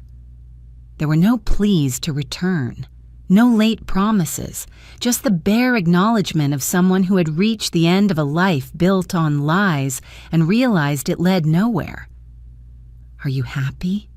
Richard asked very softly. The question came unexpectedly, but it didn't upset me. I thought of gentle sunlight in the morning, of coffee by the window, of Samuel in the way he never rushed to take up my space. "I'm at peace," I said, "and that's enough." Richard closed his eyes. I didn't know what he was thinking, and I didn't need to know. I stood up. "I'll let you rest," I said. "The kids are outside." He nodded. "Thank you for coming." I didn't reply. I just smiled very faintly and turned away. When the door closed behind me, I knew that was the last time I would step into the role of his past. There was nothing left to say. Out in the hallway, Lauren stood up when she saw me. She didn't come closer. She just looked at me, as if waiting for a signal. I nodded slightly. Not reconciliation, but acceptance that we had passed through the same pain in different ways. "Thank you," Lauren said. Just one word. I nodded again. "Take care of the girl," I said. "She needs stability." Lauren nodded, her eyes reddening. I turned to the girl. "You have beautiful eyes," I said. She looked surprised, then smiled shyly. That was enough. When I left the hospital, I paused outside for a moment and took a deep breath of the evening air. I called Samuel. "I'm done," I said. "I'm okay." "I'm on my way," he replied. "No rush. Take your time." I ended the call and walked slowly toward the parking lot. No resentment. No clinging. The past had knocked one last time, and I had opened the door, not to go back, but to see it out. As I drove home, the street lights came on one by one, illuminating the road ahead. I realized I was no longer carrying unanswered questions. I didn't need validation from my former life. I didn't need a dramatic ending. I only needed acceptance, and I had it. For the first time in many years, I felt truly free. The following spring arrived more gently than I expected. There was no grand moment marking it, no bells announcing a new beginning, just mornings with earlier sunlight, new buds appearing on the trees in the yard, and a sense of peace as I opened the windows and let the breeze flow through a house that now bore my own imprint. Samuel and I didn't talk much about big plans. We sat together at the kitchen table, spread out an old map, and marked a few places we wanted to visit when the weather warmed. A small coastal town he had once mentioned. A historic city I had always been curious about. No packed schedules, no long-term promises, just plans enough to make us smile when we thought about them. I liked the way Samuel asked for my opinion, listened, then nodded slowly, as if every choice deserved consideration. I no longer had to squeeze myself into someone else's plans. I was a companion, not someone walking behind. On weekends, my children and grandchildren came over more often. We cooked together, laughter filling the newly painted kitchen. I hung my paintings, placed green plants on the windowsills, replaced the sofa with a color I loved. The house was no longer a place that stored old compromises. It became a space shaped by choices I made with my own hands. Every corner told a new story, not loud, not showy, but warm enough to make people want to stay. Some afternoons, when everyone had gone home, I sat alone on the porch, listening to the wind move through the leaves. I realized I was no longer afraid of being alone. Silence was no longer a frightening void, but a place where I could rest. I knew how to brew a cup of tea just the way I liked it, when to go out and see others, and when to stay in. I didn't need anyone to fill my time. I just needed time lived at the right rhythm. Sometimes I looked back on the journey. From the moment I stood frozen in the company lobby, hearing someone else called by my title, to the night I changed the locks and told my children the truth, to the honest meeting with the other woman, to the day I signed the divorce papers and the first morning I woke up to a life no longer defined by marriage. I didn't romanticize the pain. I simply placed it where it belonged in memory, as pieces that had completed their purpose and no longer needed to be carried in my pocket every day. The greatest lesson I learned wasn't don't trust anyone, but don't lose yourself. Self-respect isn't loud. It shows up in small decisions, knowing when to say no, refusing to compromise with what hurts you, having the courage to stand upright before the truth. Identity isn't a label attached to a role. It's the inner feeling of living in alignment with your values, whether you're beside someone or alone. I am enough, even on my own, but I am also open enough to welcome the kind presence of another. Samuel walks beside me, not leading, not pulling me along. He walks with me, and that is enough. When we talk about the future, they aren't promises that make me lose the present, but plans that allow the present to be cherished more deeply. One morning, I hung a newly taken family photo on the wall. My children, my grandchildren, smiles that needed no explanation. I stepped back and looked at the house as a whole. The light fell in the right places. Nothing was perfect, but everything was real. I realized my new life hadn't begun on the day of the divorce, nor when I met Samuel. It began the moment I chose myself, and it continues every day I hold that choice steady. A new life doesn't announce itself loudly. It opens quietly when we stop being afraid. I don't know what challenges lie ahead, but I know I will face them with steadier feet, a wider heart, and a simple belief that I deserve my own peace. If you've walked with me all the way to these final lines, I want you to know that your presence is not small. Somewhere out there, you may be listening to this story on a quiet evening or in the middle of a long, thoughtful day, and that's enough for us to meet in the same emotional rhythm. Where are you listening from?